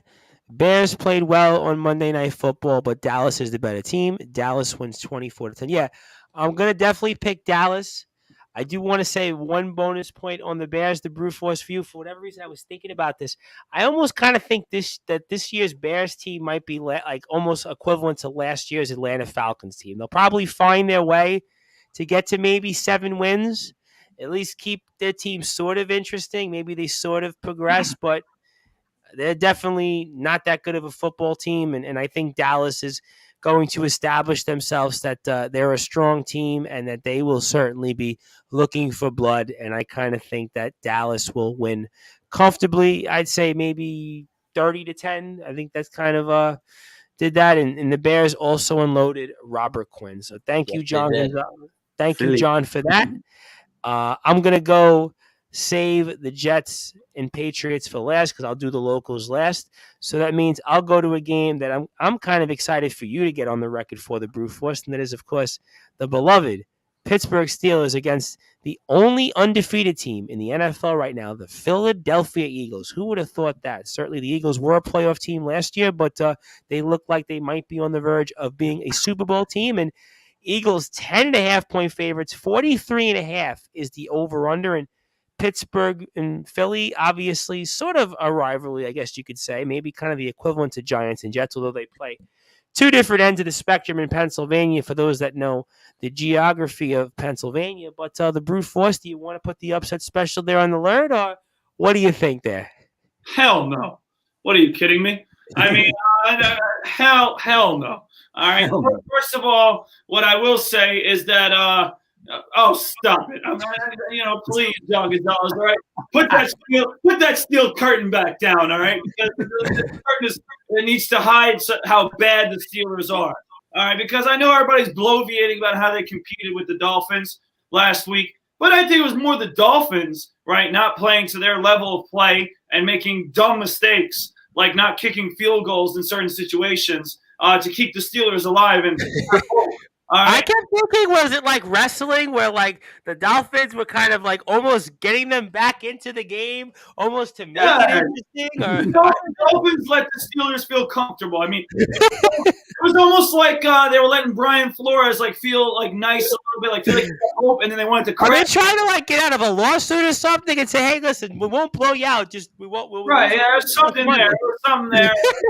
Definitely felt fishy, but don't let that make you think that the Steelers are somehow some competitive team. All right, because even in their win against the Buccaneers, I mean, look at the Buccaneers. They're horrible. I mean, that's not. Oh my God, the Buccaneers. That's not even that impressive. So it's not like they've done anything to excite you. So the Steelers going against arguably the best team in football right now because their offense is lethal, their defense is unbelievable. Ladies and gentlemen, this might be, based on my prediction earlier, one of the best weeks and weekends in Philadelphia sports history in recent times because the Eagles are undefeated.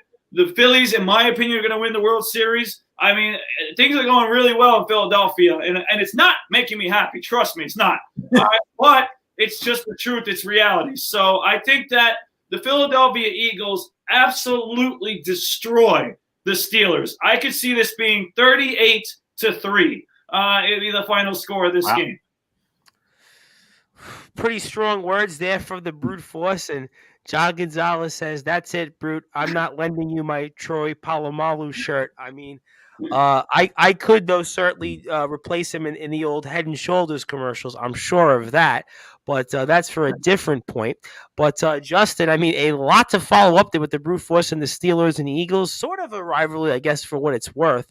But Eagles certainly are on a special run. And Steelers, I guess, have played a little better the last couple of weeks. So the brute force really made me feel bad about the last two games they played. But what do you think here? First of all, Brad's right. How about the next 9 days? I mean, you get the if the World Series goes 7 games, you got games 1 and 2. On the off day, you have Eagles and Steelers, and you gave games 3, 4, and 5.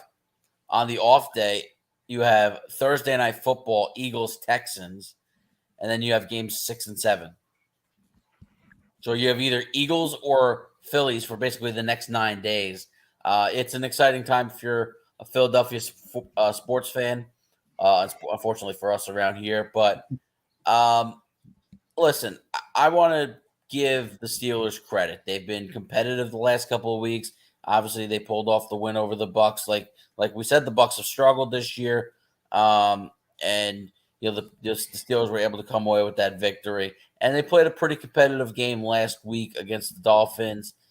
However, this is a different animal. We saw what happened to the Steelers when they played the Buffalo Bills, and it's gonna be much of the same. And the Eagles aren't quite the Buffalo Bills, although they're good. They're probably, I would have to say, they're clearly the best team in the NFC. I'd be hard pressed to see Mike Tomlin keeping this one competitive with his boys. Philly's just that much better. They really are. Eagles are definitely going to win by 2 touchdowns or more. And before I get to Chris, John Gonzalez wants to point. Looks like the brute force is moving to Philadelphia. Do we have any friends of the show, the brute force, that are in Philadelphia, or am I getting you mixed up with one of Anthony Finkel's friends, whose wife is from Philadelphia? I got no friends from Philadelphia. I think we all know that. I mean, how could that? All right, then I definitely have you mixed up with one of Anthony Finkel and myself, some mutual friends. That's who I'm thinking. But that's for another topic, another time, another life. Chris, your Philadelphia Eagles are certainly on a special run. I think it's this team and the 81 team, I think, that have been undefeated, I think, at this late in the season. So it's certainly special times. And what do you think here, Eagles, Steelers? I'm sure I know where you're going here with this. Yeah, the Eagles should win this game. I don't know if they're going to blow them out because they've really blown teams out. I've seen them play a great first half, and in the second half, they just kind of run the clock and, that ball control type of offense, which is fun. It's working, obviously. But I think for blowouts, and I don't know, I don't see him being blown out. In Pittsburgh, they'll find a way to put some points on the board. I think I think Philly is definitely going to win, but I don't think it's going to be by some of the scores we've been hearing right now. So I think Pittsburgh will keep it somewhat close in the second half, but Philly should still win. All right, and before I get to the picks, Joey Bostrom says Eagles stay undefeated 28-10. Eagles, and from John Gonzalez, and the new Broad Street bully, the brute force. Yeah, maybe so, but I agree with Chris. I do think that the Eagles win, so I'm going to say the Eagles, as much as I would love to pick the Steelers, but I do think that the game will be close. I want to say it'll be within 7 to 10 points because I do think that the Steelers will be competitive, maybe 30-20, something like that. I think. What? Hold on, because John Gonzalez is riffing about all these different things about me and fans and whatever the thing or whatever he just said about Broad Street. Where's his pick? Are you picking the Steelers? Let's see it, John Gonzalez. He said he picked the Eagles. I actually read it off. I said John Gonzalez. I want to make sure. All right, he picked the Eagles. And I said I picked the Eagles. I just said I think the Steelers will make it close. That's all I said. I thought it'd be like 30-20. So you know what? It's never out of the question. 11 is a big number. I will say when you're looking at the spread, 11 is a big number. I think Tomlin as a coach does mean something, and I do think that the Steelers are playing hard. So I think that they'll be in it. That's all. I'm not saying they win. And you can see how these games are. They've been great. I think they have the most points scored in the second quarter, possibly. But the second half, they just kind of. You're saying they're not the Jets then in the fourth quarter, because we'll get to the Jets later. Right. On. We'll get to them. Another game, the Brute Force, that I think is going to be other interesting matchup, and it's the Raiders and Saints. And the New Orleans Saints certainly, I guess you could say, certainly could use a win here, because in that NFC South, they could maybe, for all we know, leapfrog if everything works out into maybe a three-way, who knows, even four-way tie at 3-5 in first place in the NFC South. And Raiders, I guess you feel a little bit better about them here of late for what that's worth. And they do get a win. They're 2-4. I guess they're sort of alive. And whoever wins this game, I guess, will have a little bit of momentum. And the Brute Force, kind of a rare one here, but the Raiders are 1.5-point favorites on the road. 49.5 is the over-under. So basically what Vegas is telling you, this is a toss-up, and you're probably better off not picking this game. Yeah. What do you think here? Because I actually am going to go based off what you say on this matchup, because I really don't know where to go here at this. So give me your thoughts on this. Yeah, well, it's definitely a game in which if you don't have to pick it, you don't need to pick it. Exactly. This is a game you skip. For sure. But what I'm going to say is this. I think the Las Vegas Raiders are going to win. And there's a couple of reasons why. Number one, the one thing we always talk about with the Saints is their defense and how their defense is supposed to be their strong suit. They haven't exactly played great defense this season. No, I agree with you on that. They've had some injuries on defense as well.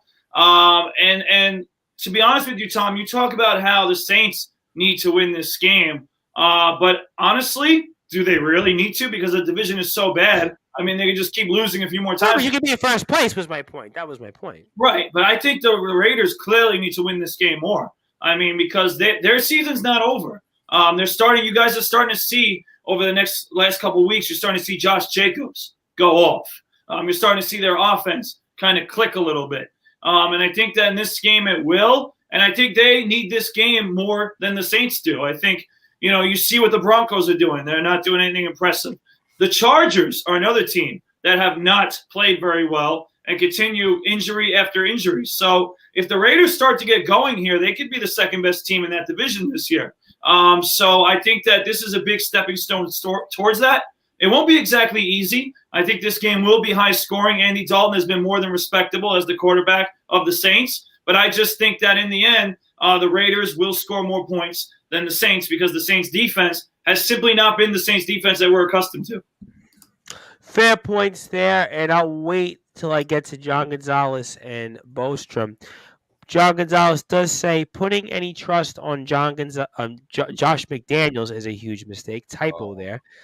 Sorry about that.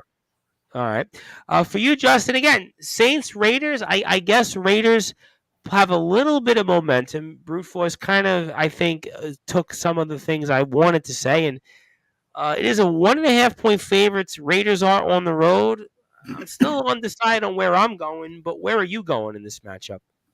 Yeah, and to kind of piggyback off what Brad's saying about the Raiders needing this game more. I mean, you look at the AFC and you look at some of the a lot of the good teams in the AFC, and the NFC is an absolute bleep show right now. There really aren't any. There's no good teams in that division, and even a loss to put them at 2-6 doesn't kill the hopes of the New Orleans Saints. And this is a battle of head coaches getting their second crack after an absolute disaster of a first time. Dennis Allen was an absolute nightmare when he was with the Oakland Raiders, and Josh Daniels was not much better when he was with the Denver Broncos. I like Derek Carr a little bit better than Andy Dalton. I think that's why I'm going to go with the Raiders here. I don't exactly feel good about this game because I think this can go either way. But they're missing. The Saints are missing so many receivers right now. Jarvis Landry's out. Michael Thomas has been out for the last 4 or 5 weeks. There's a lot of injuries to that Saints wide receiver room. It seems like there's more chemistry again. They're rebuilding the chemistry between Devontae Adams and Derek Carr. Like Brad said, Josh Jacobs starting to run the ball better. And Hunter Renfro's back healthy again. So you're kind of seeing the Raiders kind of get healthy and kind of get back into rhythm.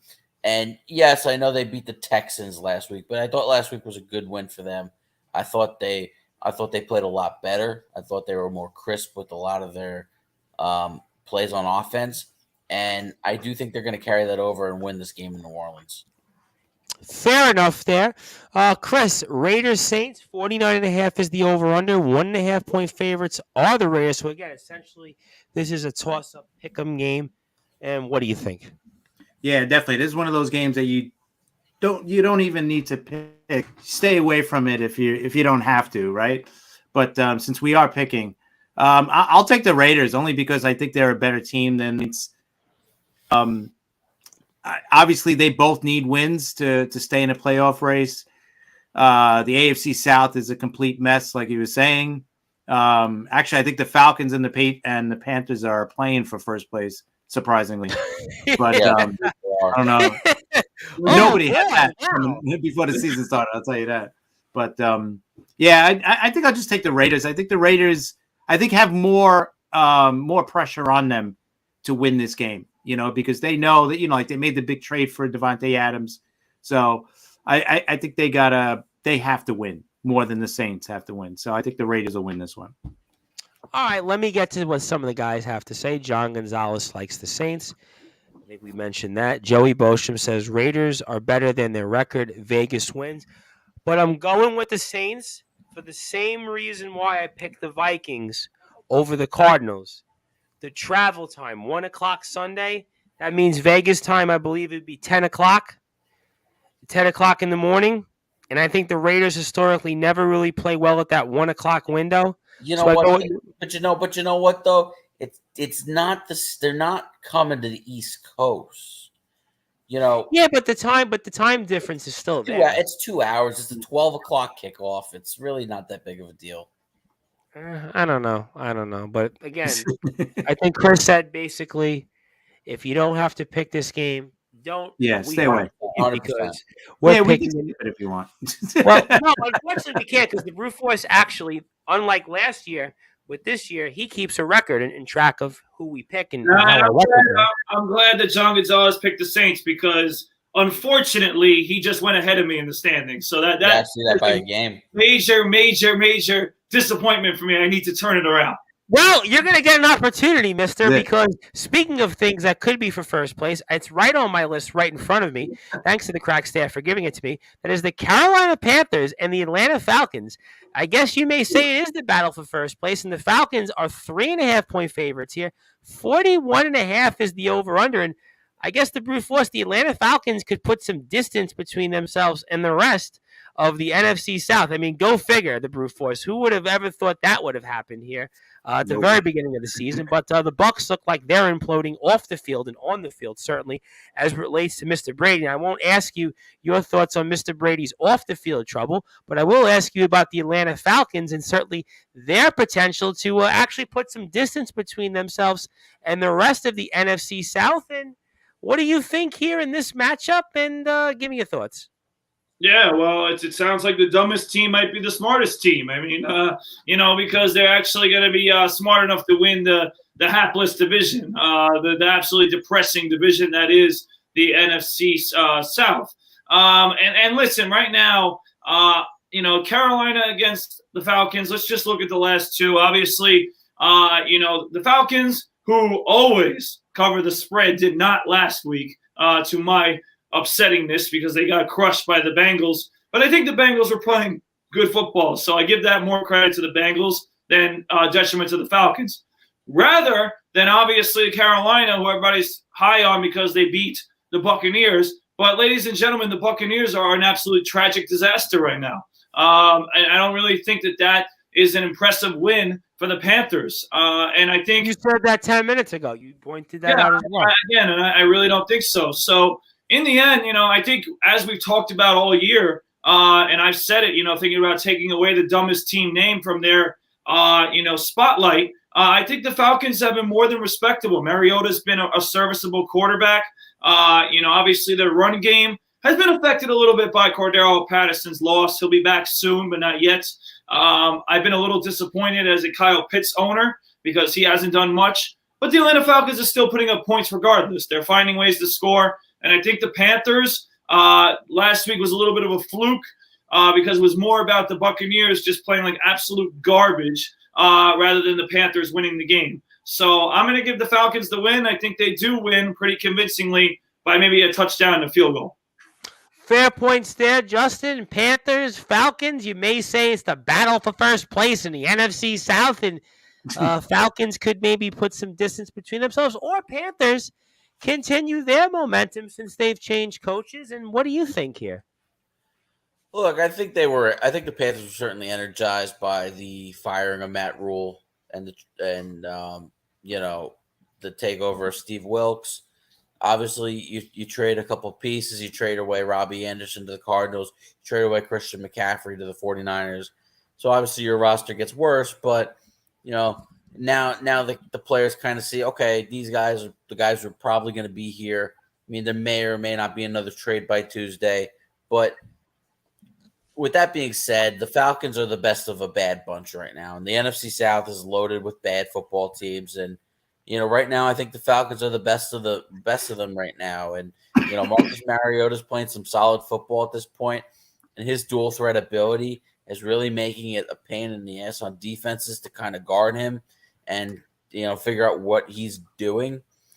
And despite the disappointment of Kyle Pitts, really, there's been guys stepping up for Mariota, and right now the Falcons are playing some good defense too. So overall, I think right now the Falcons are playing pretty good football, and they're going to get a good win on Sunday. All right, fair enough. Very, very valid points. And Chris, Panthers, Falcons, battle for first in the NFC South. And what do you think? Yeah, I think last week, Carolina upsetting Tampa. I think nobody's seen that one coming. Excuse me. I'm gonna take Atlanta. Probably a tight game. I mean, like you said, best of the bunch right now, which is a bad bunch. But I'll go 24-21 Atlanta winning that game. All right, let me go to what the guys think. John Gonzalez likes Atlanta. Joey Bostrom likes Atlanta. Carolina got lucky last week. John Gonzalez says, at the end of the season, you shall put the crown on my head, Brute, and bow to the champion. So certainly that'll remind me of when that'll remind me of when Booker T became the lead, and now he wants to be crowned the champion. He wants me to bow down. I mean, John Gonzalez, relax there, all right? You better have a good week this week. That's all I'm saying. Well, we'll certainly find out if he does. I'll certainly be pulling for him. But I am going to go with the Atlanta Falcons because I do think that the Atlanta Falcons, for what it's worth, might be able to stand out here. And they've played well enough that like you said, the Brute Force, they're really not the dumbest team in the league anymore. And last year, even, they still managed to win, 7 games last year and stay in the postseason race for almost till the entire run of the season. So, for what it's worth, they've played a little bit better the last few weeks, and I really don't buy Carolina's win either against Tampa Bay. So I think Atlanta 24, Carolina 14, something like that. I think that's what we'll wind up seeing here. So I think we're all on the same page with that. So let's go to another game here, and that is the Tennessee Titans and the Houston Texans. And the Brute Force, the Titans are 2.5-point favorites here on the road. 40.5 is the over-under. I guess I kind of believe in the Tennessee Titans. They're 4-2 in first place. I guess I say I kind of believe in them in the AFC South. I think Chris had mentioned that the AFC South is kind of the meh division, kind of like it's kind of there and almost in a way a slightly better version of the NFC South. But Yeah. what do you think here, Titans and Texans? I mean, not really an impressive 405 matchup here, but what do you think? No, another game that if you don't have to watch, definitely don't watch. It's going to be horrifying. It's going to be a bad football game. That the Titans will probably win. When it comes to your excitement for the Titans, Tom, like you said, it only goes as far as the division because they're not going anywhere after that. I don't think that they're that good where they could go into the playoffs and make an impact and win a game. I don't think that they're that type of team. But with the threat of Derrick Henry, they still will win games, and they'll still take care of business against teams like the Texans, who are absolutely horrible. So I think that they do win. There is the rumor out there right now that Tannehill might not play. But honestly, I don't think it matters. I think that Tannehill hasn't been impressive, and whoever it is, Willis behind them most likely, will probably play at the same level as Tannehill. He hasn't played that well. Obviously, the big factor is Derrick Henry. I think he'll just take over the game, and that's basically the reason why they'll win. All right, fair enough, Justin.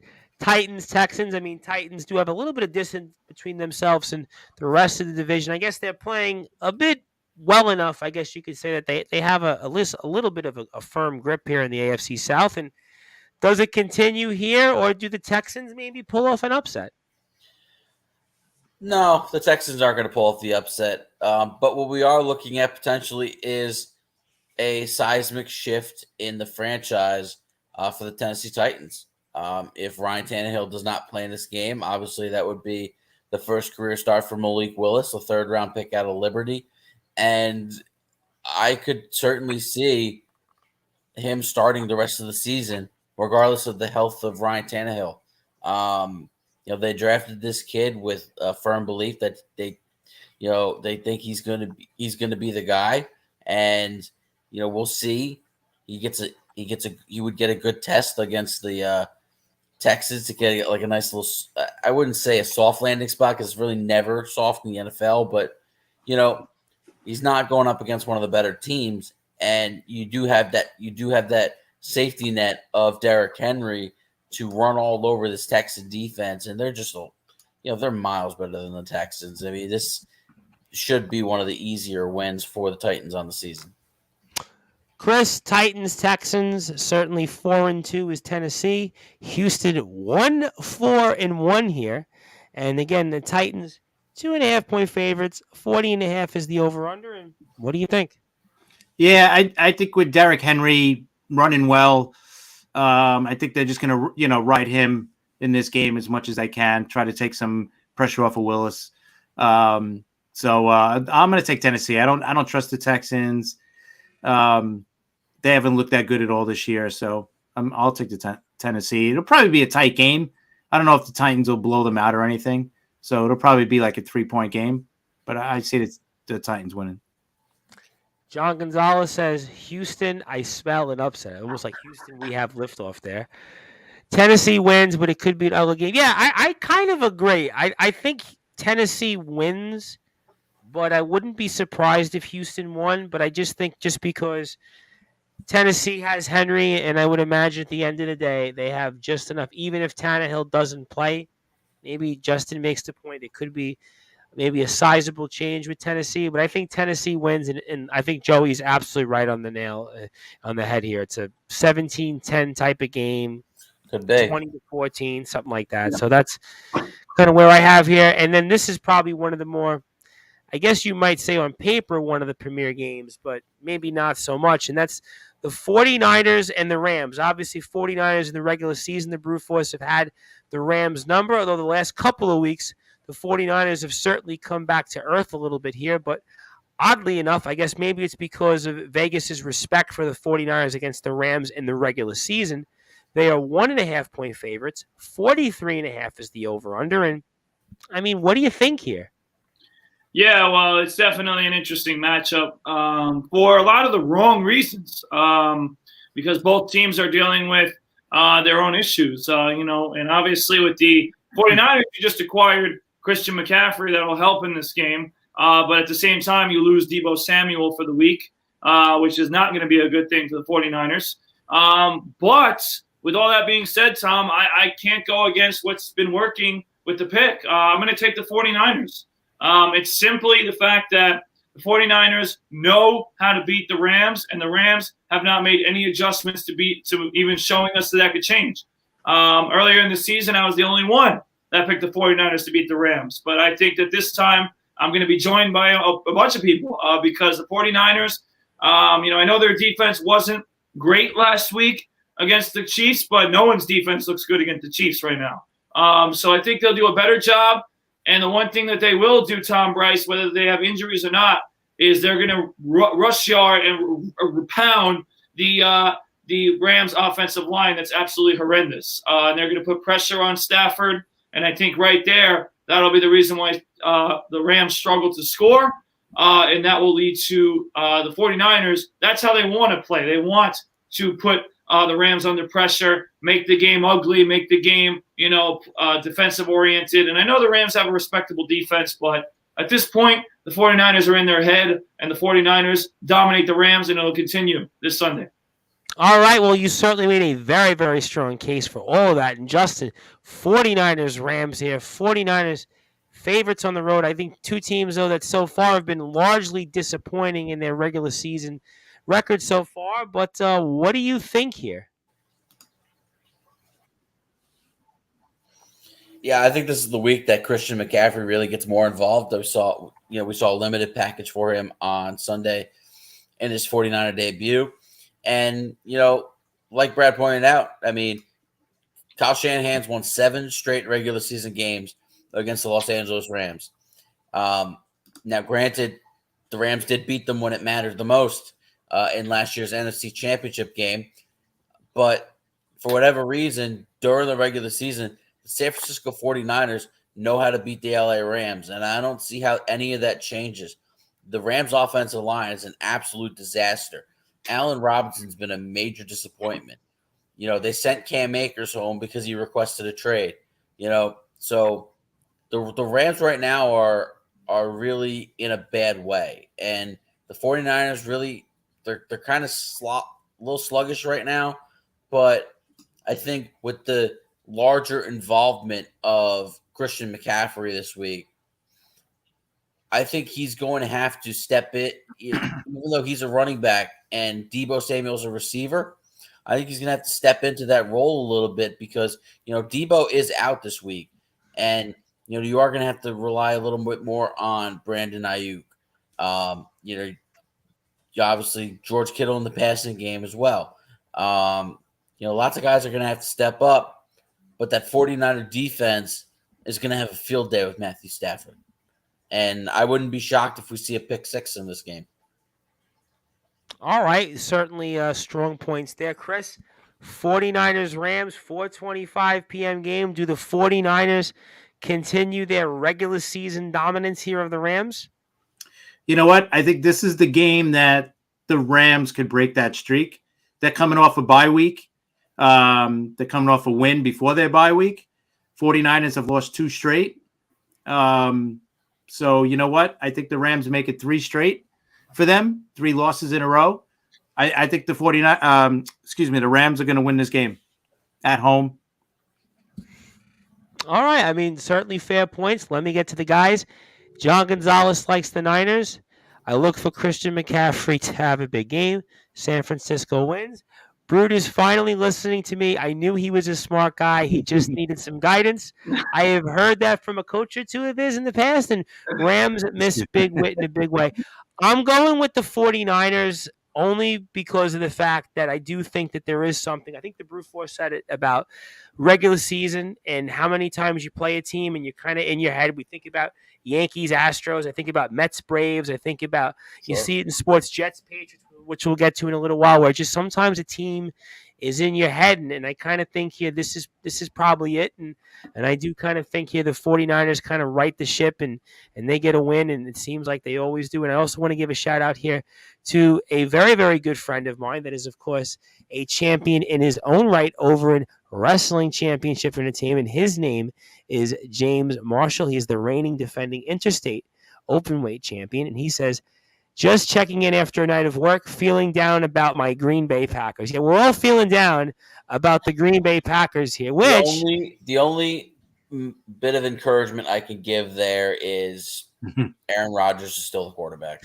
And I'm going to, just for James Marshall, because he's been such a friend to Sportswire Radio, I'm going to go to that game. I'm going to skip the Giants game and some of the other games before we get to this. So the Brute Force, since we have the champion here watching and listening to us, let's go to the Sunday night game. Maybe not, but let's do it anyway. Packers and Bears in Orchard Park. The Bills are 11.5-point favorites, which I do think is really, really high still for Aaron Rodgers. But 47.5 is the over-under. And, I mean, what do you think here, the Brute Force? Are you ready to put the upset special there on the board? You want to do it because the champion's listening and watching. He's a big man in his own right, and certainly we can make some friends and some new followers in the great state of Wisconsin if you choose to do it. But let's say you.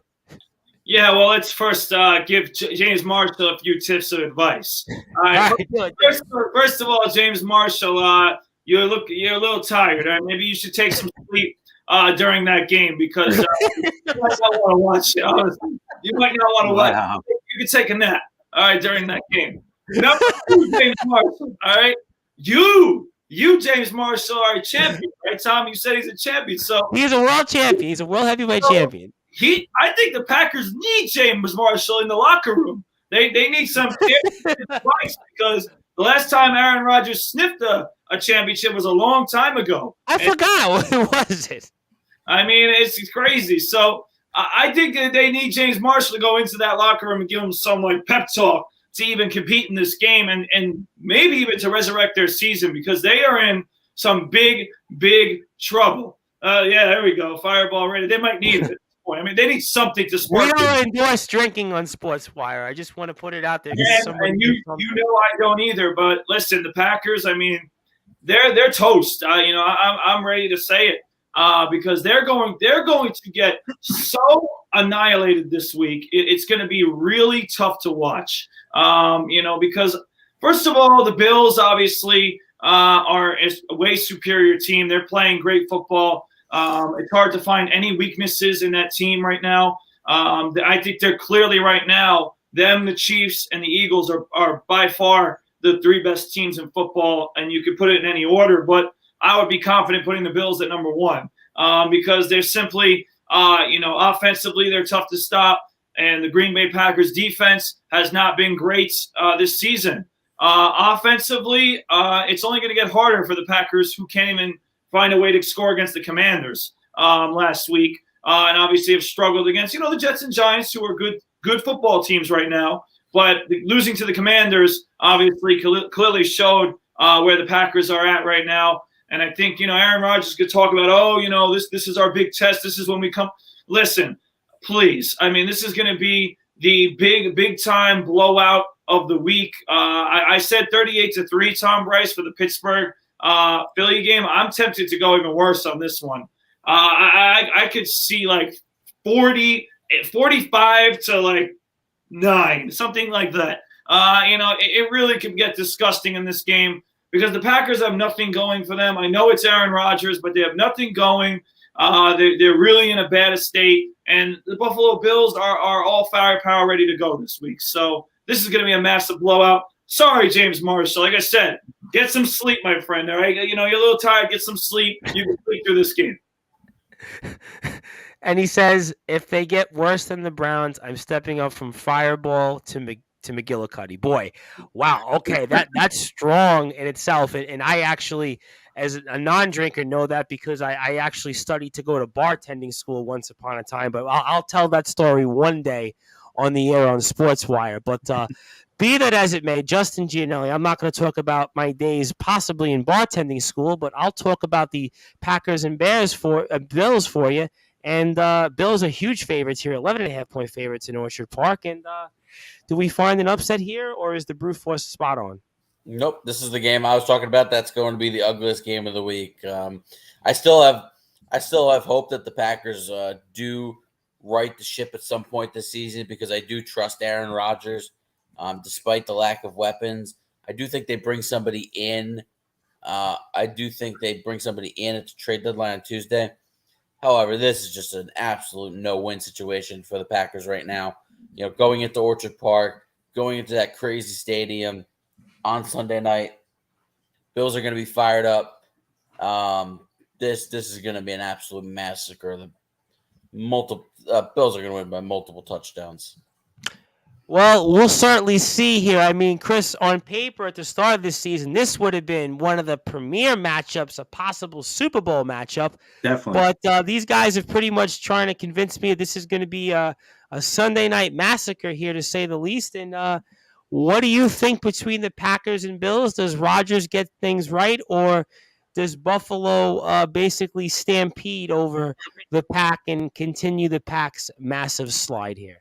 Yeah, this is an easy one. I think the Bills win. I don't know if it's going to be that much of a blowout. Green Bay's got to start playing better than what they have. But I would think it's still going to be a 2-score victory for Buffalo. So I think they win by at least 10. I don't know if they'll win by 20 or 30 or something like that. But I see them winning by a couple of scores. But Buffalo should win. Let me get to a few things here. First, John Gonzalez wears Big Fink. No, he's in Florida. He's at some, I forgot where he is, some development he's going to live in at some point. So that's where he is. Packers 0-6 lifetime against Buffalo. I did not know that. That's a very good stat. Bills win. Brad is right. Green Bay is in trouble. Yeah, who would have thought Packers and Bucks at this point would definitely be in the trouble that they're in? The Packers have become Cheese Whiz. Anybody had Cheese Whiz lately? I don't think I've ever even had Cheese Whiz, but Bills blow out big time, 38-14. Just because James Marshall is friends of us here on Sportswire, and I'm going to be a complete homer, I know, on this, but I'm going with Green Bay on the road just because James Marshall. You can't be serious, are you, Tom? You really I just told you on Sportswire that James Marshall, because he's friends to us. You see these standings, Tom? You need to win, Tom. I understand that, but he's got to take some chances. But I'm in the business of bigger things on Sportswire, and that's more followers. He's got to take some chances. He's got to make up wins, right? You're not wrong, Chris. You're right. I don't know about this game, but you're right. No, I don't know about this game either. But hey. I'm used to being in the basement at this point, so at this point, be that as it may. But I have Randy Dillon. We'll bring him on in a few minutes. I want to run through a couple of these games, and I want to get to the locals. So very quick, we'll go shotgun because the Brute Force won't want to spend much time on this anyway here. That's the Commanders and Colts, 4:25 p.m. game. Cannot seem to quite figure out the Colts. They've benched their quarterback. Commanders, I guess, have a little bit of momentum for what it's worth. They're 3-4, and again, they're kind of alive, but they're in last place in the NFC East. But Colts are 2.5-point favorites. Very quickly, Brute Force 39.5 over under. What do you think here? Colts win. I know that's not the popular pick this week, but I actually think that even though it's Sam Ehlinger, I think that's actually going to help Jonathan Taylor. The one thing Jonathan Taylor struggled with is a quarterback that can't move. And right now, having a quarterback that's a little bit mobile, a little bit more of a threat, I think that'll help Jonathan Taylor, and I think that'll help the team. And from the team standpoint, they like Ehlinger. He's played well in practice, so I have nothing to say, but this will be an improvement, and the Colts defense will be fine. The Commanders, I'm not impressed with what they've done, so Colts win. Commanders, Colts, Justin, I guess two teams kind of in the same spot. Somebody has to win. What do you think? Colts win again. Like Brad said, they like the way Sam Ehlinger's played in practice. I think they're gonna go easy on him in this game. I think they're gonna really lean on Taylor. So give me the Colts. For you, Chris, Commanders, Colts. Somebody has to win. What do you think? Yeah, and he's going to be the quarterback the rest of the year. They already announced. So, Yes. which to me makes no sense. I mean, they should have never made that for what's his name, for Matt Ryan, if they were going to do this. I mean, if they believed in him that much, why even make that trade for Matt Ryan 5, 6? So, yeah, I like the Colts too, just because the Commanders are a mess. But yeah, I think the Colts will win. But I'm curious to see how this guy does the rest of the year, because if they find that he's the answer, then that's great for them. But if not, then what do they do in the offseason? Right. Did they trade their first round pick for him or for Believe Matt so. Ryan? I believe so. That was really John bad. Gonzalez likes the Commanders. Joey Bostrom likes the Colts. The NFC East is the best division in football. I think he makes an excellent point, and I think the Washington Commanders, for what it's worth, are going to win this game, and they're going to be 500, and they're going to have, I guess, a little bit of momentum. I don't think they're I don't think they're really that terrible of a team. Obviously, they're in a tough division. See, Chris, this is the pick I think we're talking about with Tom. This is a good pick. I actually think you could be right on this one. Right, this one's a possibility. I think Taylor is an upgrade from Carson Wentz. I really like him. So I kind of think the Commanders have a little bit of momentum. They seem to play well for their coach, and I think they'll probably be well enough to compete in most games. I have Randy Dillon here. I'll get to him in a second. I apologize, Randy, but I want to get to the two local games here.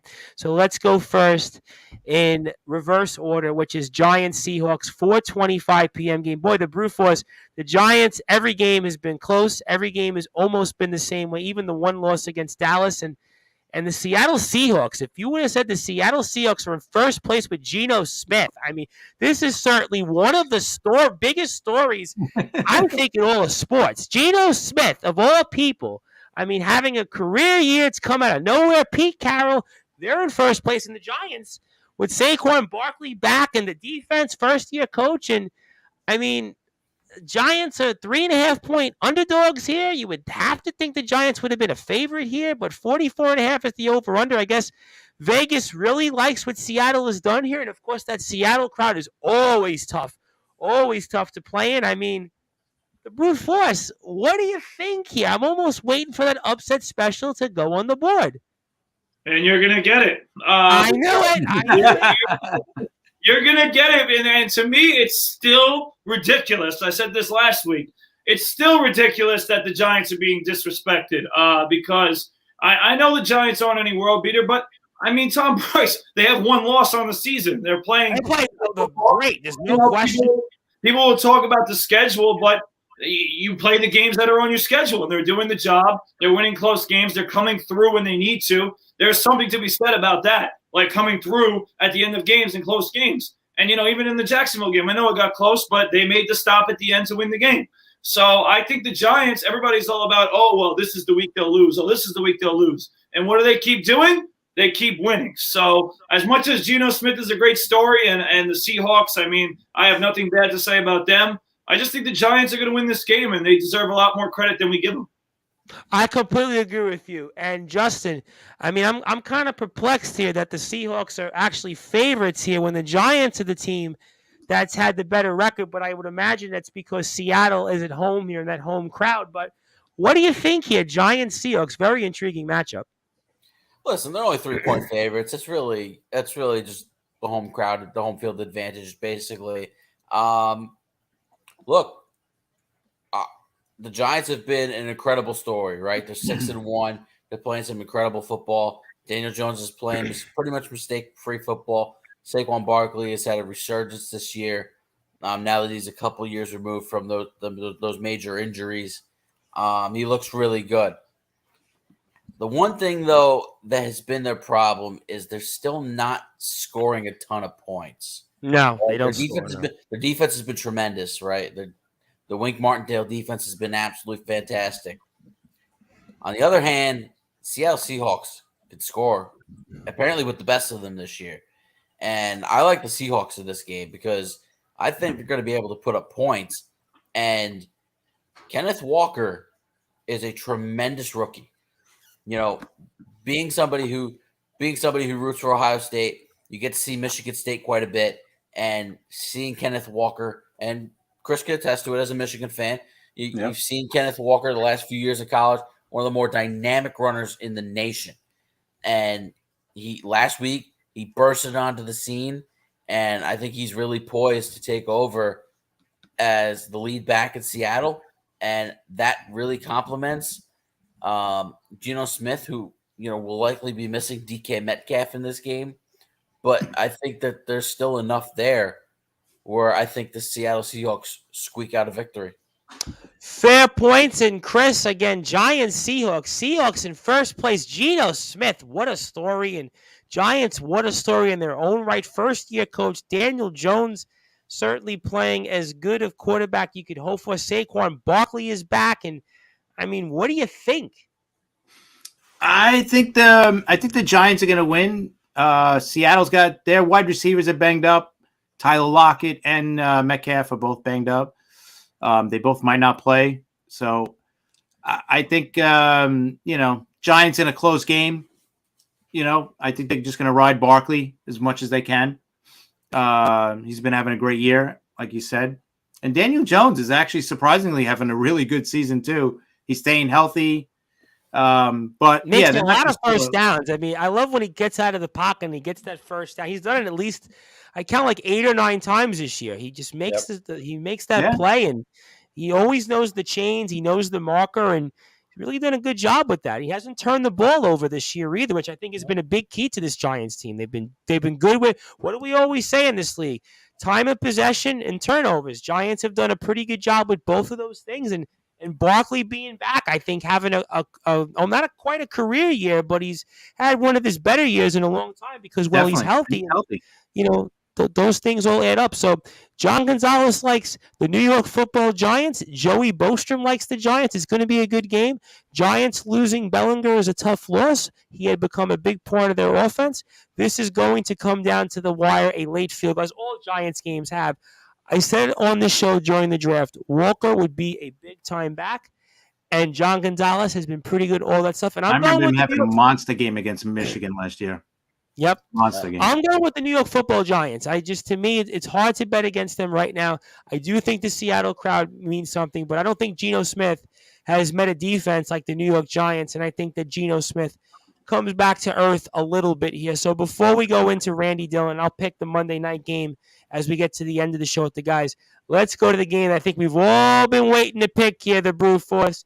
That is, of course, the New York Jets and the New England Patriots, the red-hot New York Jets, 4 consecutive wins, and certainly has a chance to be really, really a special time here. And again, this is Vegas, I think, really looking at history here and not with what's going on in the field lately. And I think that Vegas is kind of like how I picked maybe the Lions and Green Bay because of certain relationships. And the Brew Force, I see the upset special is on the board there, and I'm assuming I know where this is going. So Jets, Patriots 2.5-point favorites, though, on the road. 40.5 is the over-under. So tell us why the Jets are going to win.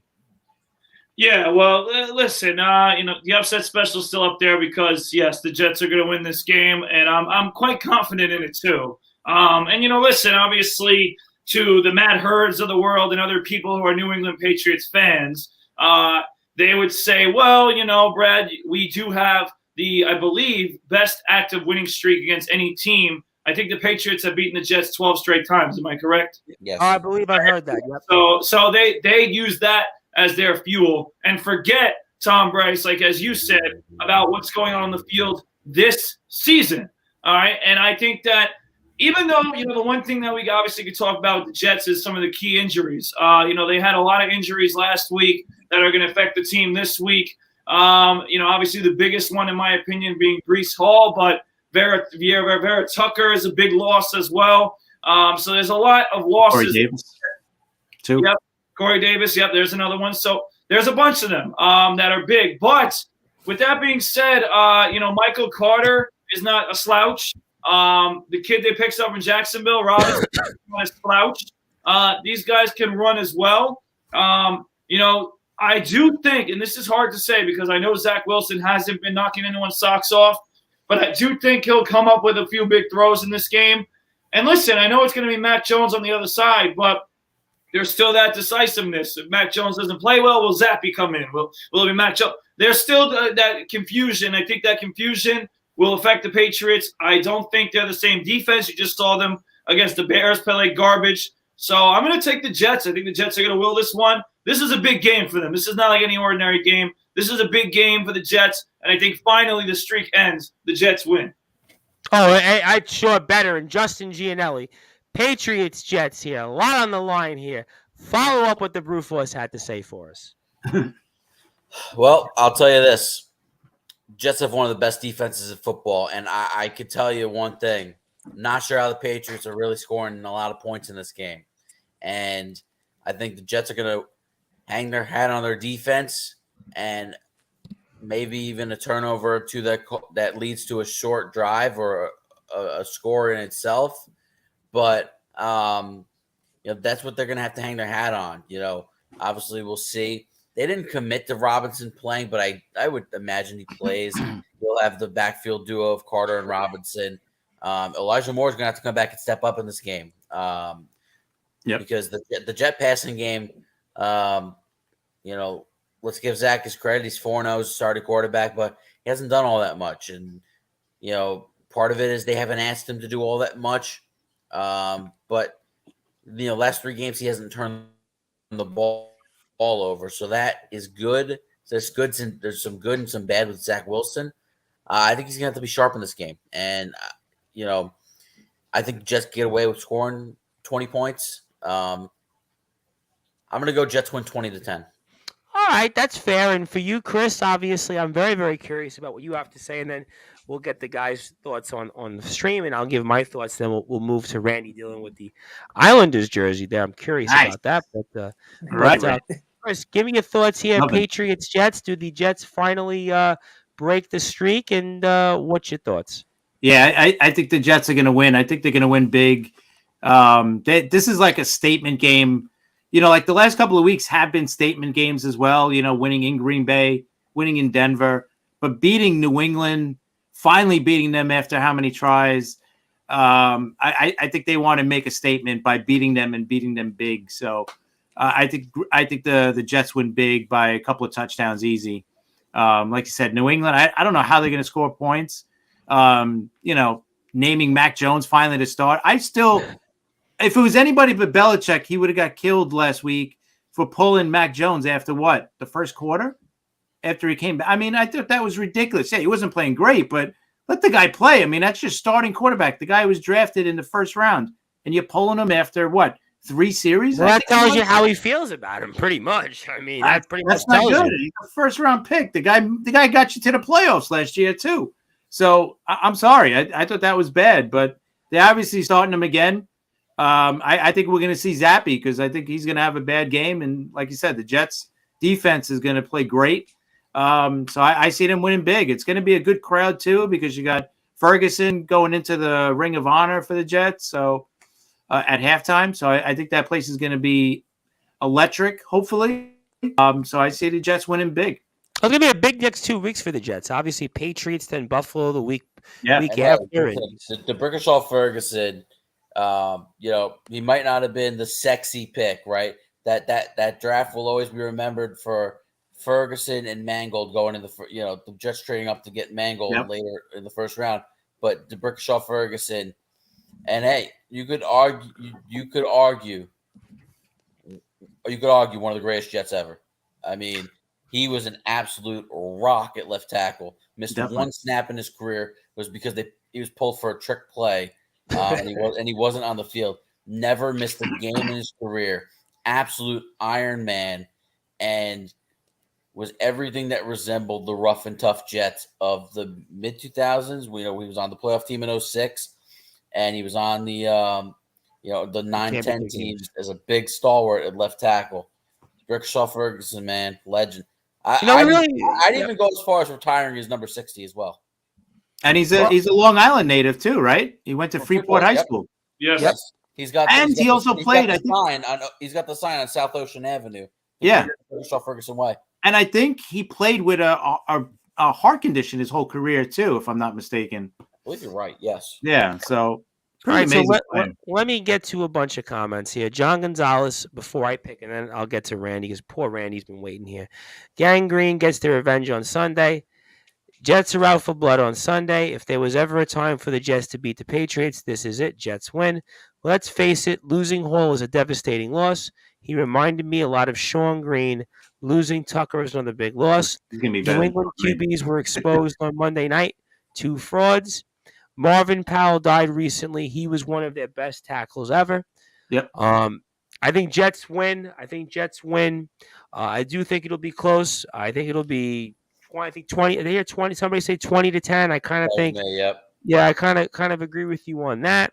I think it'll be one of those type of games, but I think the Jets right now have a lot of momentum. I think it'll be close, but I do think that the Jets find a way, finally beat New England, put some distance between themselves, some other teams, and we can speak hopefully about Buffalo and the Jets as one of the more marquee matchups and one of the more marquee Buffalo Jets games in a really, really long time because these two teams have almost never really been good at the same time. So I think that'll be a really, really fun thing to see. And obviously the Bills had a long playoff drought up until 2017, and the Jets themselves have had a long postseason drought. So it's finally about time that both of these teams are pretty much good right around the same time. I want to say the last time these two teams were any good of any note, I want to say was maybe 98. I think Buffalo made the playoffs. Jets went to the championship game. Maybe right around then will be the last time of that. But we'll bring that back in a few minutes or so. But Randy Dillon, obviously, Randy,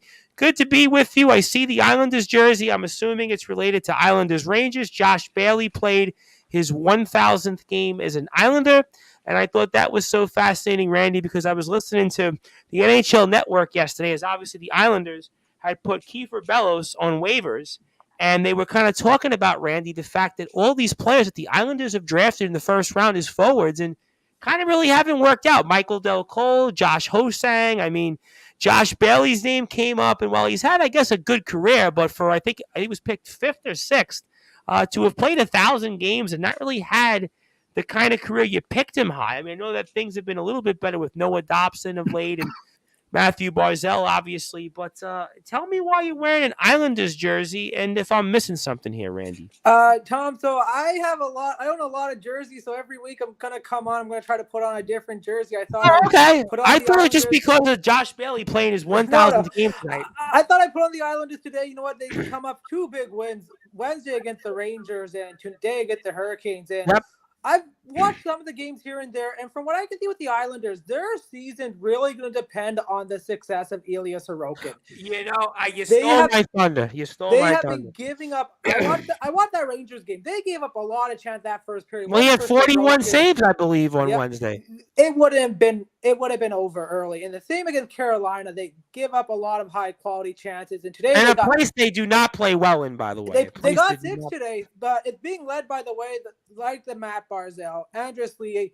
They're off to after losing. And Kyle Palmieri on Wednesday, by the way. They're getting some goals. And we talked about the Islanders. They need the goals they need a support cast to help out because Barzal can't do it all. But I think as the season goes on, Sorokin, I gotta think, has to be up for the Vezina or in the top 3 for voting if the Islanders want to make the playoffs. They're not playing the same structure they played under Barry Trotz, where they play that tight defense, very neat, clean. But with right now, they're giving up a lot of high chances. And when you're giving up high chances, you got to hope your goalie bails it on. And Sorokin has that potential.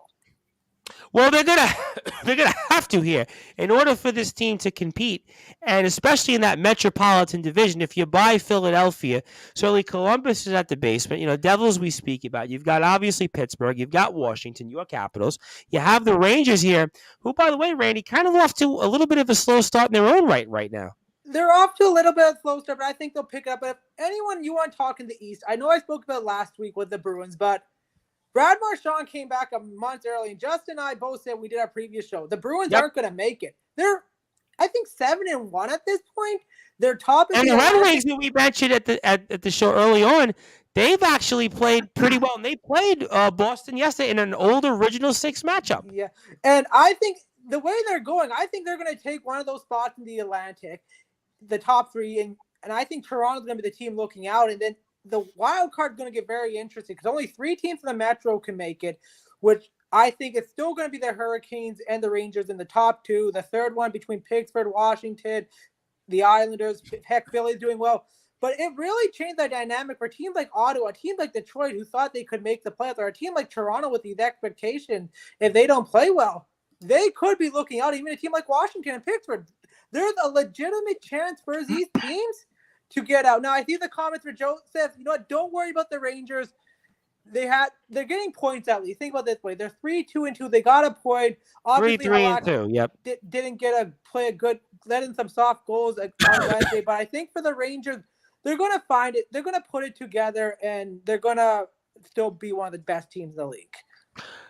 Do you buy, though, a team like Detroit right now? Do you buy them? I would say they're about the 500 mark, so they're in the middle of the pack, but it gets hard now with Boston being good because the Atlantic, like Tampa, 500, but we talked about Tampa. Tampa's going to get it as long as possible. They're going to get as long rope as possible. So Detroit and Ottawa, 2 teams that a lot of people have high hopes on. It makes it even more challenging because now you pretty much have to go through the wild card, which is a head banner in the East as it is. And Montreal has played a little bit better than they did last year. I know it's obviously last year won 22 games, but you buy Montreal right now. Montreal, they're playing great hockey, and I'm going to bring Justin in, and we saw today Vitek Vanacek putting up a shutout, and the Devils, they've had some up in moments, and I think now after the performance Mackenzie Blackwood gave on Monday, is Vanacek net to run with, Justin, at this point? Yeah, I would say so. I mean, they played well on Tuesday. Obviously, they had the back-to-back. Blackwood really struggled against the Capitals, and then Vanacek, played against the Detroit Red Wings, and we get the 6-2 win. The Devils' offense was really humming in that game, and tonight, I mean, it's as good of a statement win as you could get. I mean, a 24-save shutout for Vitek Vanacek against the defending Stanley Cup champions.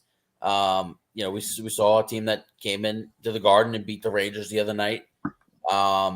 But the Devils have really shown a lot of promise early on. They've had some tough losses where they've looked pretty ugly. But they're going to be able to skate with a lot of teams. I mean, they're one of the faster teams in the league. They've played 8 games. Jesper Bratt has a point in all 8. He's got 3 goals, 10 assists, 13 points. He's really playing his way towards a big contract. And the Devils with their speed could be a team to be reckoned with. And if Vitek Vanacek is going to play goal the way he's been playing so far, that's going to put the Devils in a really good position because I think they really are a goaltender away from being a playoff team.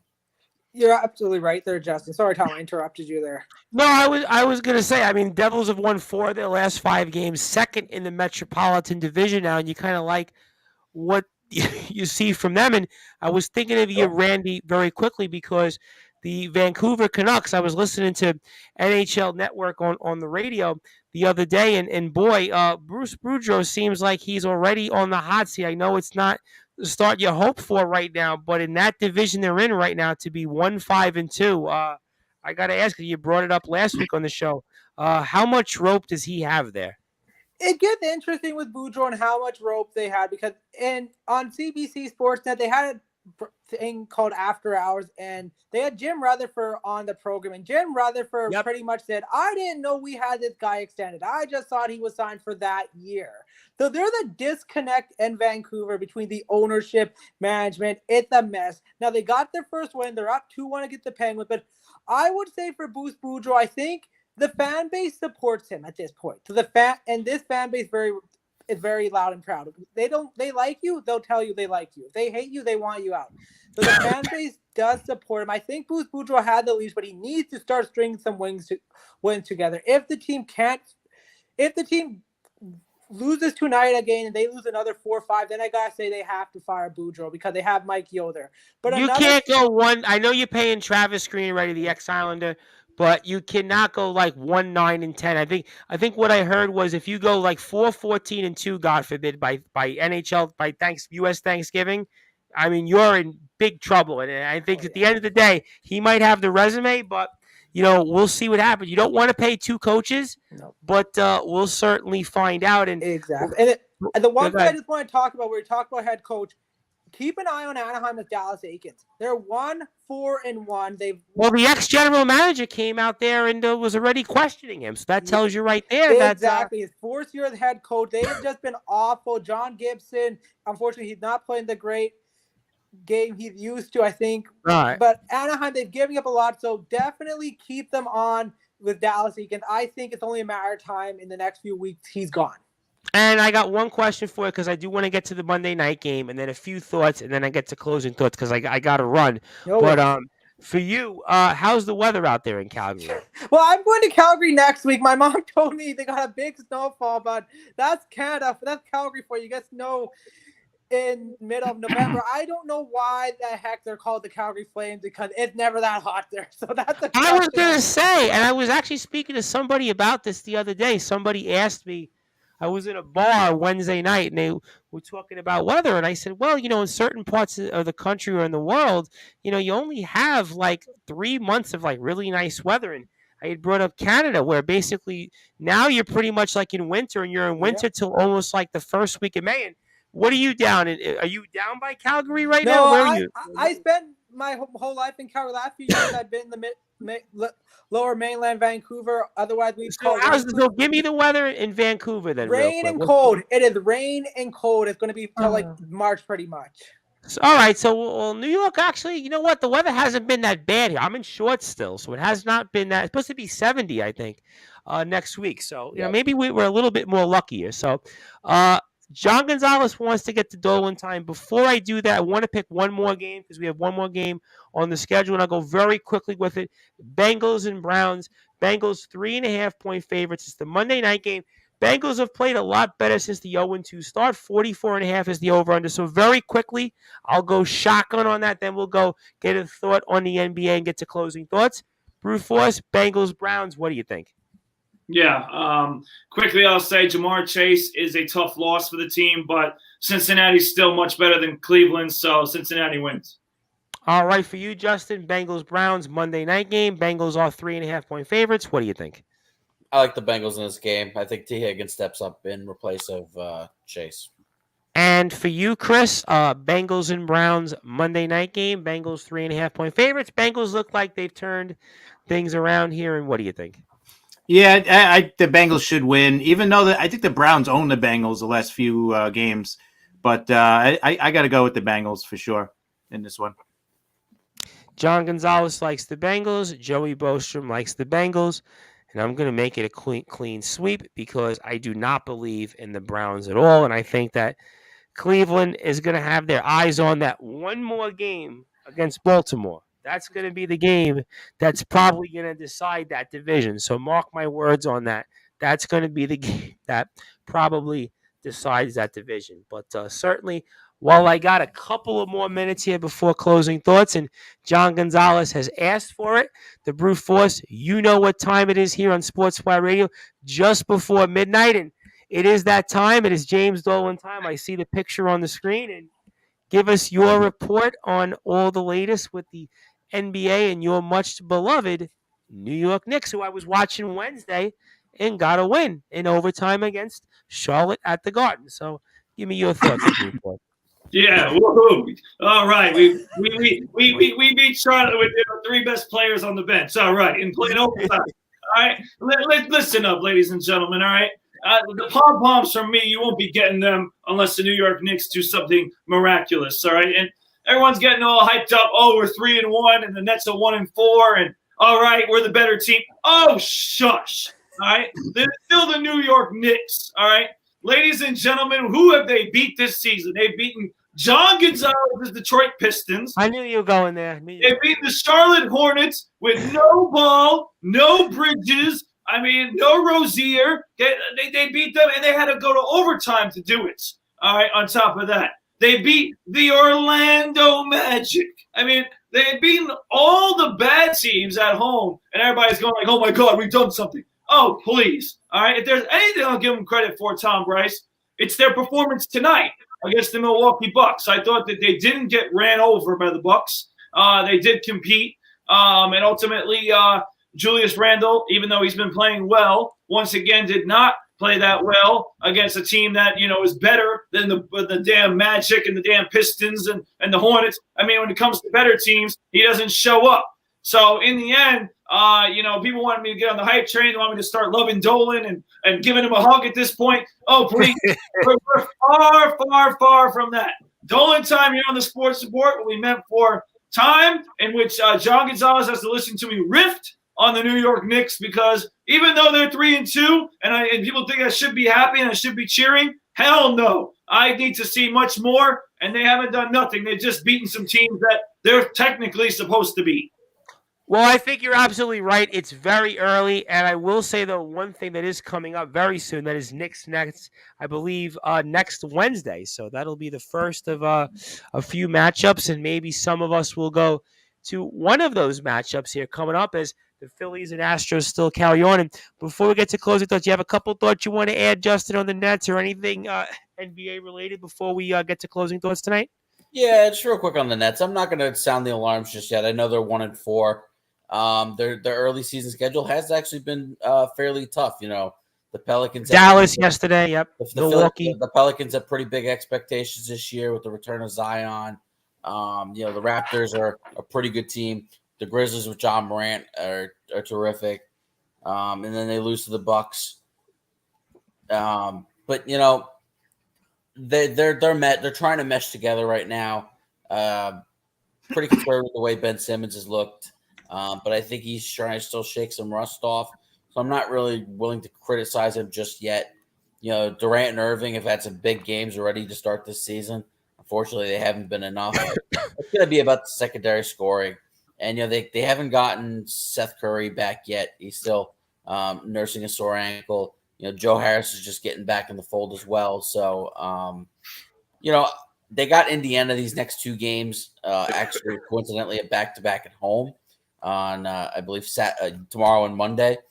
And if they're not winning these games, then I start to sound the alarm a little bit. They played a good game last night against Dallas. They looked like they ran out of gas in overtime. You did have that tremendous steal by Simmons leading to the Durant dunk that tied the game that ended up putting it in overtime. But, I'm not quite concerned just yet. It's a slow start, but I'm not too concerned yet. All right, and John Gonzalez says, true, I can't believe they beat Detroit. Joey Bostrom agrees. Tom, can I just make one last comment? Absolutely. One last comment. I'll say this. If you want to sound the alarm on any team and you want to I know where you're going. I know where you're going. All right. Ladies and gentlemen, Randy Dillon probably knows this. Even in Canada, you could hear the loud noises from Los Angeles. The Los Angeles Lakers are horrible. They are horrible. I mean, what a disaster they are. They just lost again tonight. They're 0-5 to start the season. Of course, every what is it, ESPN, all these different all they're doing is talking about these damn Lakers. They don't even deserve to be talked about this much. But the fact that they are 0-5 is an absolute travesty, and they deserve it. They're just not a good. They're not a good team. That's the last thing I got to say.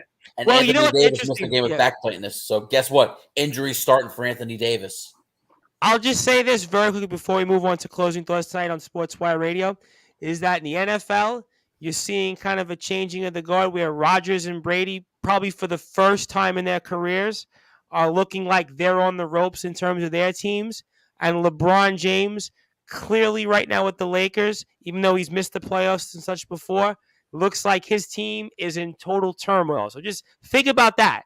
Probably three of the biggest athletes, three of the biggest particular players the past 20 years in sports, their teams are pretty much look like they're the complete example of utter chaos right now. So even the brute force, the Knicks, are knocked off those back pages a little bit because those teams right now and the positions that they're in right now, I think certainly far exceeds the New York Knicks. And from John Gonzalez, Randy remembers the Vancouver Grizzlies. I mean, well, the They were Vancouver bad, Grizzlies, I heard. I remember. they were pretty bad. In fact, their Yeah. first draft pick was I believe the late Big Country Bryant Reeves, if I'm not mistaken, back in 1995. That was. I'm trying to think. There was some. Byron Scott was the coach for the Vancouver Grizzlies at one point. So that was a long time ago, but certainly we are here on Sportswire Radio having a great time, and I thank everybody for tuning in. So let's get to some closing thoughts. Chris, I'll go with you first. I want to give you the floor, give you some closing thoughts. Anything that you want to plug, share, say for us, and can't thank you enough. I look forward to continuing to play the Talking Rivals show at some point this week and everything else you do for us. So welcome back. Floor is yours, and fire away. Thank you, Tom. Guys, great show as always. I always have a great time with you guys. I should be recording tomorrow the Liftoff Jets show. Sharman was out all week, so we I should be saw on on Facebook. He's like always out somewhere, Sharman. He's like popular. Yeah. I think he was visiting a family member this week. Oh, very nice. Yeah. Good for him. Very nice. But we should be recording tomorrow morning, so I'll have it to you tomorrow at some point, probably about 1 o'clock. And Talking Rivals, I think we're waiting for the World Series to end for our next episode so we can wrap that up and get into everything. So sometime next week, we'll get you Talking Rivals. Catch me at CP7NY on Twitter, at Talking Rivals, at Liftoff Jets. Find us everywhere you find your podcast as well. And I'll see you guys next week. Look forward to all of that here. And Justin, I'll go with you next. I'll obviously get you 3 picks of the week, and anything else you want to plug, share, baseball banter related, is we're watching the Phillies here, and the Phillies have now taken the lead in the 10th inning. JT Realmuto, and that is certainly going to pain some Met fans because that was certainly a name that Met fans wanted when he was a free agent. But Justin, I gave you the floor. I give you some closing thoughts. Anything you want to plug, share, say, and the floor is yours, my friend. All right, thank you. Yes, obviously, you had been playing the World Series preview, obviously, and a little bit of some closure to the Yankees season on that podcast as well. And, you can find me on Twitter at JGNLE12, at BBallBanterSM. Probably will do the same as Chris. We'll recap the World Series after its conclusion. Unless there's some interesting storylines mid-series, but probably more of a conclusion podcast and kind of talk and then start to kind of prepare for the off season. Because obviously 5 days later, everybody becomes a free agent. Choose to opt out if you wish. We'll see where the off season takes us. As for the 3 locks of the week, we're going right for the jugular. It's the Buffalo Bills minus 10.5. I mean, I don't see how Green Bay possibly covers that game. Game number 2, I'm going to take under 39.5 of the Commanders and Colts. Okay, I would have went Denver-Jacksonville, but all right, that's a good super low-scoring game there. And game number 3, got to do it because I want it to happen. Give me the Jets plus 2.5. Wow, all right. I mean, those are definitely some good ones there. Of course, JG and Ellie on Instagram. Also catch him, the Baseball Banter, on Twitter as well. Follow Justin as well. And John Gonzalez says that I've been hanging with Rob Maraska. No, my crack staff gave me the notes about Brian Big Country Reeves. And also, I probably have his rookie card somewhere, which is probably worth like a penny, unfortunately, because he and I think Sharif Abdul-Rahim did not do much in terms of putting the team on the court for success. But be that as it may, Randy Dillon, let me give you the floor. Obviously, love having you with us. Unfortunately, Randy, next week I'm going to have to cut the show in half because, as I announced it earlier in the air, I'm going to be covering semi-professional basketball because we have a contact with the New York Underdogs of the reformed ABA, which was a big thing back in the 1970s. Guys as old as Rob Maraska or maybe John Gonzalez have heard of the ABA, and we have half of our show dedicated to that on a media call. So unfortunately, I'm going to have to cut you for next week, but I'll have you back the following week, and we'll talk some NHL. So I'll definitely miss you next week. So definitely make this a worthwhile closing thoughts here for us. Anything else you want to plug, I definitely appreciate. Thank you for all you do. And thank you for the nice touch on the Owls jersey. And floor is yours, buddy. No worries, Thomas. Thanks, guys, for having me out. Short, long. I always enjoy coming out here, chatting with you guys about some hockey. Yeah, so with the hockey fan chat, we got a few people lined up. We're just trying to confirm. We should have an episode, I would say, next week for sure, because I'm going to be heading out of town, visiting my folks up in Calgary. Okay, so all I'll right. be bringing my winter jacket there to stay warm. But yeah, the NHL things are, keep your eye on those things, because it's definitely the pack's starting to flaw out. You're seeing the good teams taking. I think Bujo in Vancouver. That's what I'm watching right now. Bujo in Vancouver.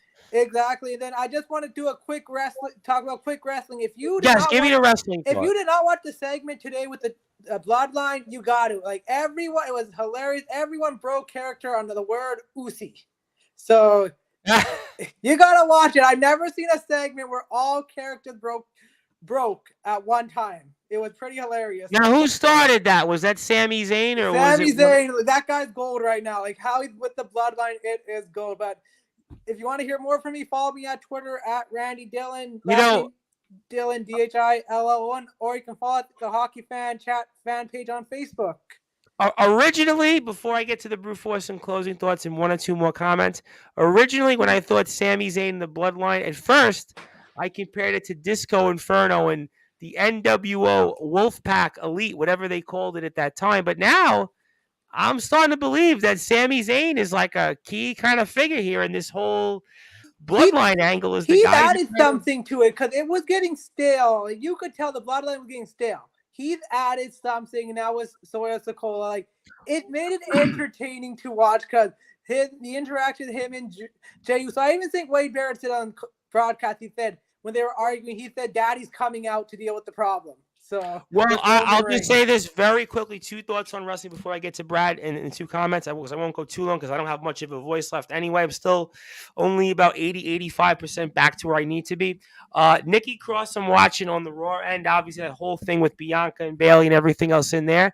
And then AEW, I'm watching this whole MJF Moxley thing. That's what I'm watching to see, because the fans were really behind MJF. So that's what I'm watching.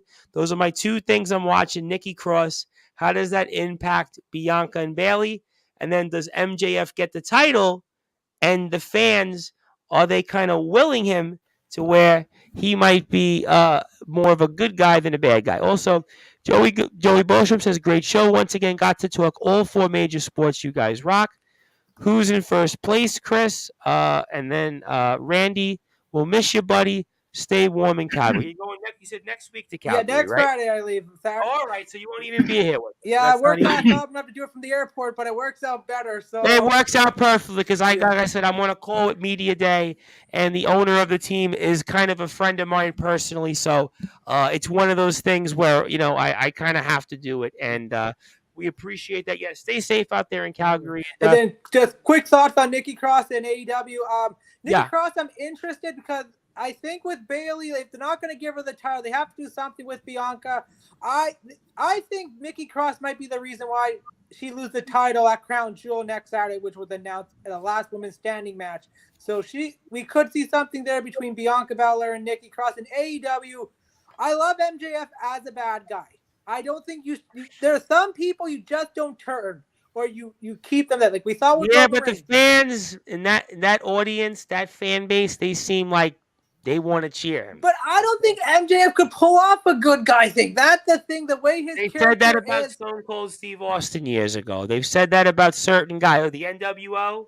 Listen, National, all them. They became, Roman. You can go on. There's a list. Yeah. There's a list. But they even tried it with Austin. They made the big corporate guy with Vince, and it just blew up in their face, and they had to turn him back and they had to do the alliance angle. It never doesn't work. There are some people in wrestling. Yeah, but that fan base though is a different clientele, and they seem to be behind him to go. But I don't think it's gonna work. You might be right. We'll find out. We've got 3 weeks until the pay-per-view there, so we'll find out. But John Gonzalez also says, I went 11-2 last week. I'm on fire, and that brings me here. Well, I can't say we've saved the best for last, but we've definitely saved the biggest for last, and that is certainly the brute force Brad Weiss, who I know will have a lot of impactful closing thoughts as we're marching closer to the kickoff of the college basketball season at the local level for us and our SJC Long Island Golden Eagles. Also, of course, our John Jay College Bloodhounds, Brooklyn College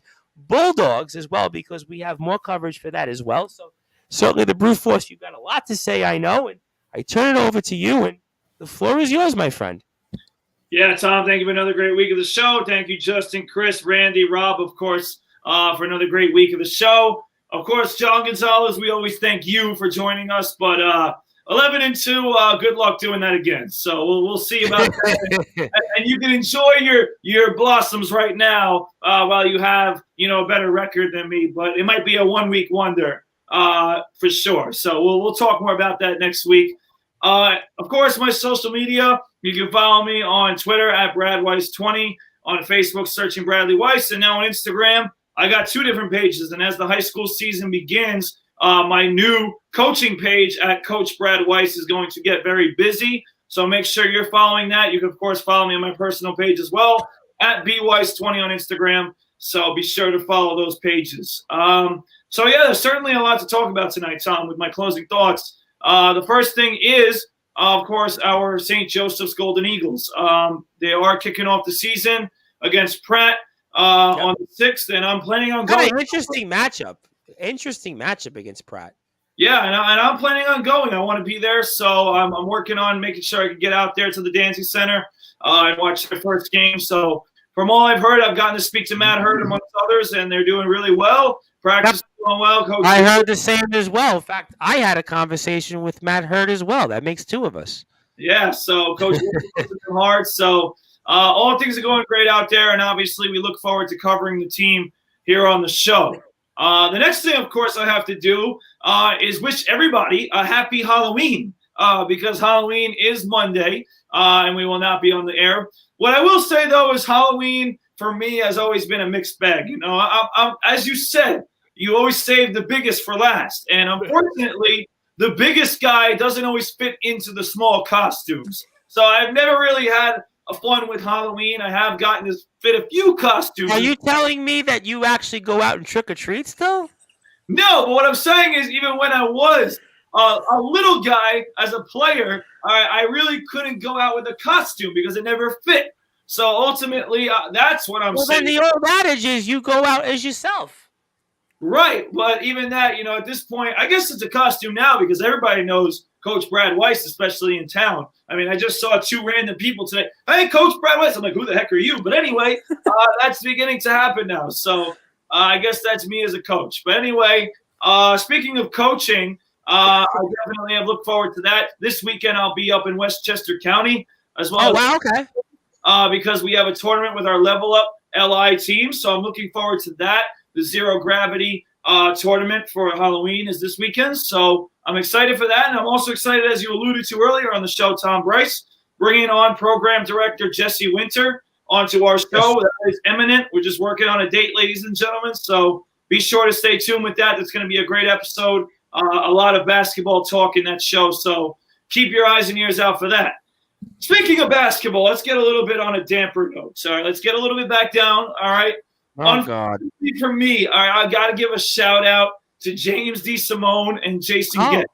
All right. The reason why is because in the Fall League regular season finale, Clark High School went against Plainview. And, of course, I'm on the Plainview side and they're on the Clark side. Yep. And Clark got the win. And James DeSimone had 24 points. So I want to give him a shout out here on the show. He actually is in Florida with Anthony Finkel. So he's enjoying it. But what I will say is the Fall League playoffs begin this week, and if we win our first round game, it'll be a rematch between us and Clark on Wednesday. So we're looking for revenge there, but I'll be able to talk about that. But there also is a chance, Tom Bryce, and I don't say this proudly either, that me and our friend from the Sportzwire podcast, James Cronin, James Cronin. By the way, I watched the whole show yesterday. Yeah, well, besides James Cronin's blasphemous talk about how the Packers were going to cover the spread, that was just nonsense. It inspired me a little bit to pick them. I won't lie. He's full of nonsense. All right. The other thing he's full of nonsense about is about being an Atlanta Hawks Trae Young fan. And the Hawks fakes the New York Knicks on Wednesday. There is a chance that you might spot me at Madison Square Garden. So I won't be talking to James Dolan. I won't be wanting to go near that man. Are you going with James Cronin to the game? Well, me and James definitely, I've been talking about this. So, we planned it. We haven't got tickets yet, but we are planning on it. So it depends on certain things. But like I said, if I see James Dolan and he's anywhere in my vicinity, you guys might see me on the front page of New York Post as the guy that beat his you-know-what. So, well, listen, Bail Brad, I'll send you money for bail if that happens. I'll try to send some money for bail. Actually, in New York, basically, there's no bail. So basically, the good news right now, the brute force, thanks to some of my I should not say this, but some of my Democratic friends, there's no bail. So if you do anything to Dolan, you'll be all right. So I don't want to encourage you. Well, listen, I got a lot of good things going. So I would basically be the hero of New York City if I did that. I think I like what I'm doing now, so I'm okay with what I'm doing. All right, I would agree with you on that, though. I wouldn't encourage you to do anything. And the final thing I'll say before we close it out tonight, and I'm feeling confident about it as we speak right now, ladies and gentlemen, the Philadelphia Phillies, as sad as I have to say it, the Philadelphia Phillies, as I talk trash about them, will win the World Series, and this is probably the most devastating thing I've ever had to say on the Sports Report. Bryce Harper will be the World Series MVP. I'll tell you what a run that would be. He's got 11 RBIs already to date, so there's no question that Bryce Harper would certainly, for the likes of people like the brute force Brad Weiss, would certainly, put that into perspective here. So we'll see all that. And John Gonzalez also wants to say here that the brute will be sitting with Charles Oakley. Maybe, I guess, right? That would certainly be a possibility as well.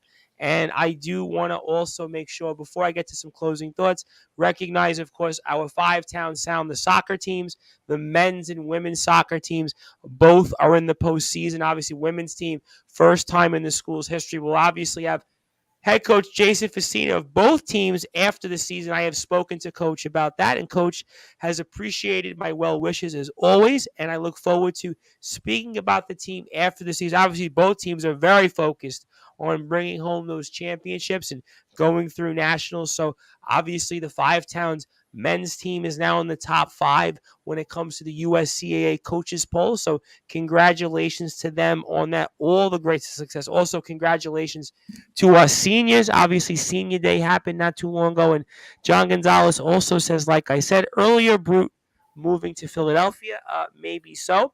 I also want to acknowledge our John Jay College Bloodhounds, the men's basketball team, because the men's team, the Brute Force, also starts their season on Tuesday, Election Day as well. They're going to be playing Manhattanville, so certainly we'll see how that ends up. And, of course, our two teams meet up with each other December the 28th at Danzy, 4 o'clock. So, obviously, congratulations to the Bloodhounds for their season starting, also our Golden Eagles for Coach Uhl and also Coach Highland. So look forward to all that. Also, before I get out of here with the rest of the guys, I want to mention tomorrow, starting 7 o'clock Eastern time on sportnarium.com/player, we will be playing all day Halloween music. Our live DJ in the UK 80 is back with us. So if you're on the road somewhere and you're driving and you want to hear some tunes that'll be playing live through a DJ and everything else, you can request your music to us, and we'll certainly play it. You can do that on sportnarium.com/player. And also, John Gonzalez says Eagles, Phillies, Sixers, Flyers. Yeah, well, the Sixers are off to a little bit of a slow start. How the hell is he listing off Philadelphia teams? Isn't he a Detroit guy?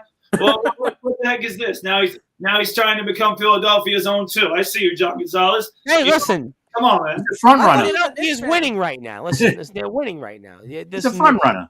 They're winning. Listen, they're winning.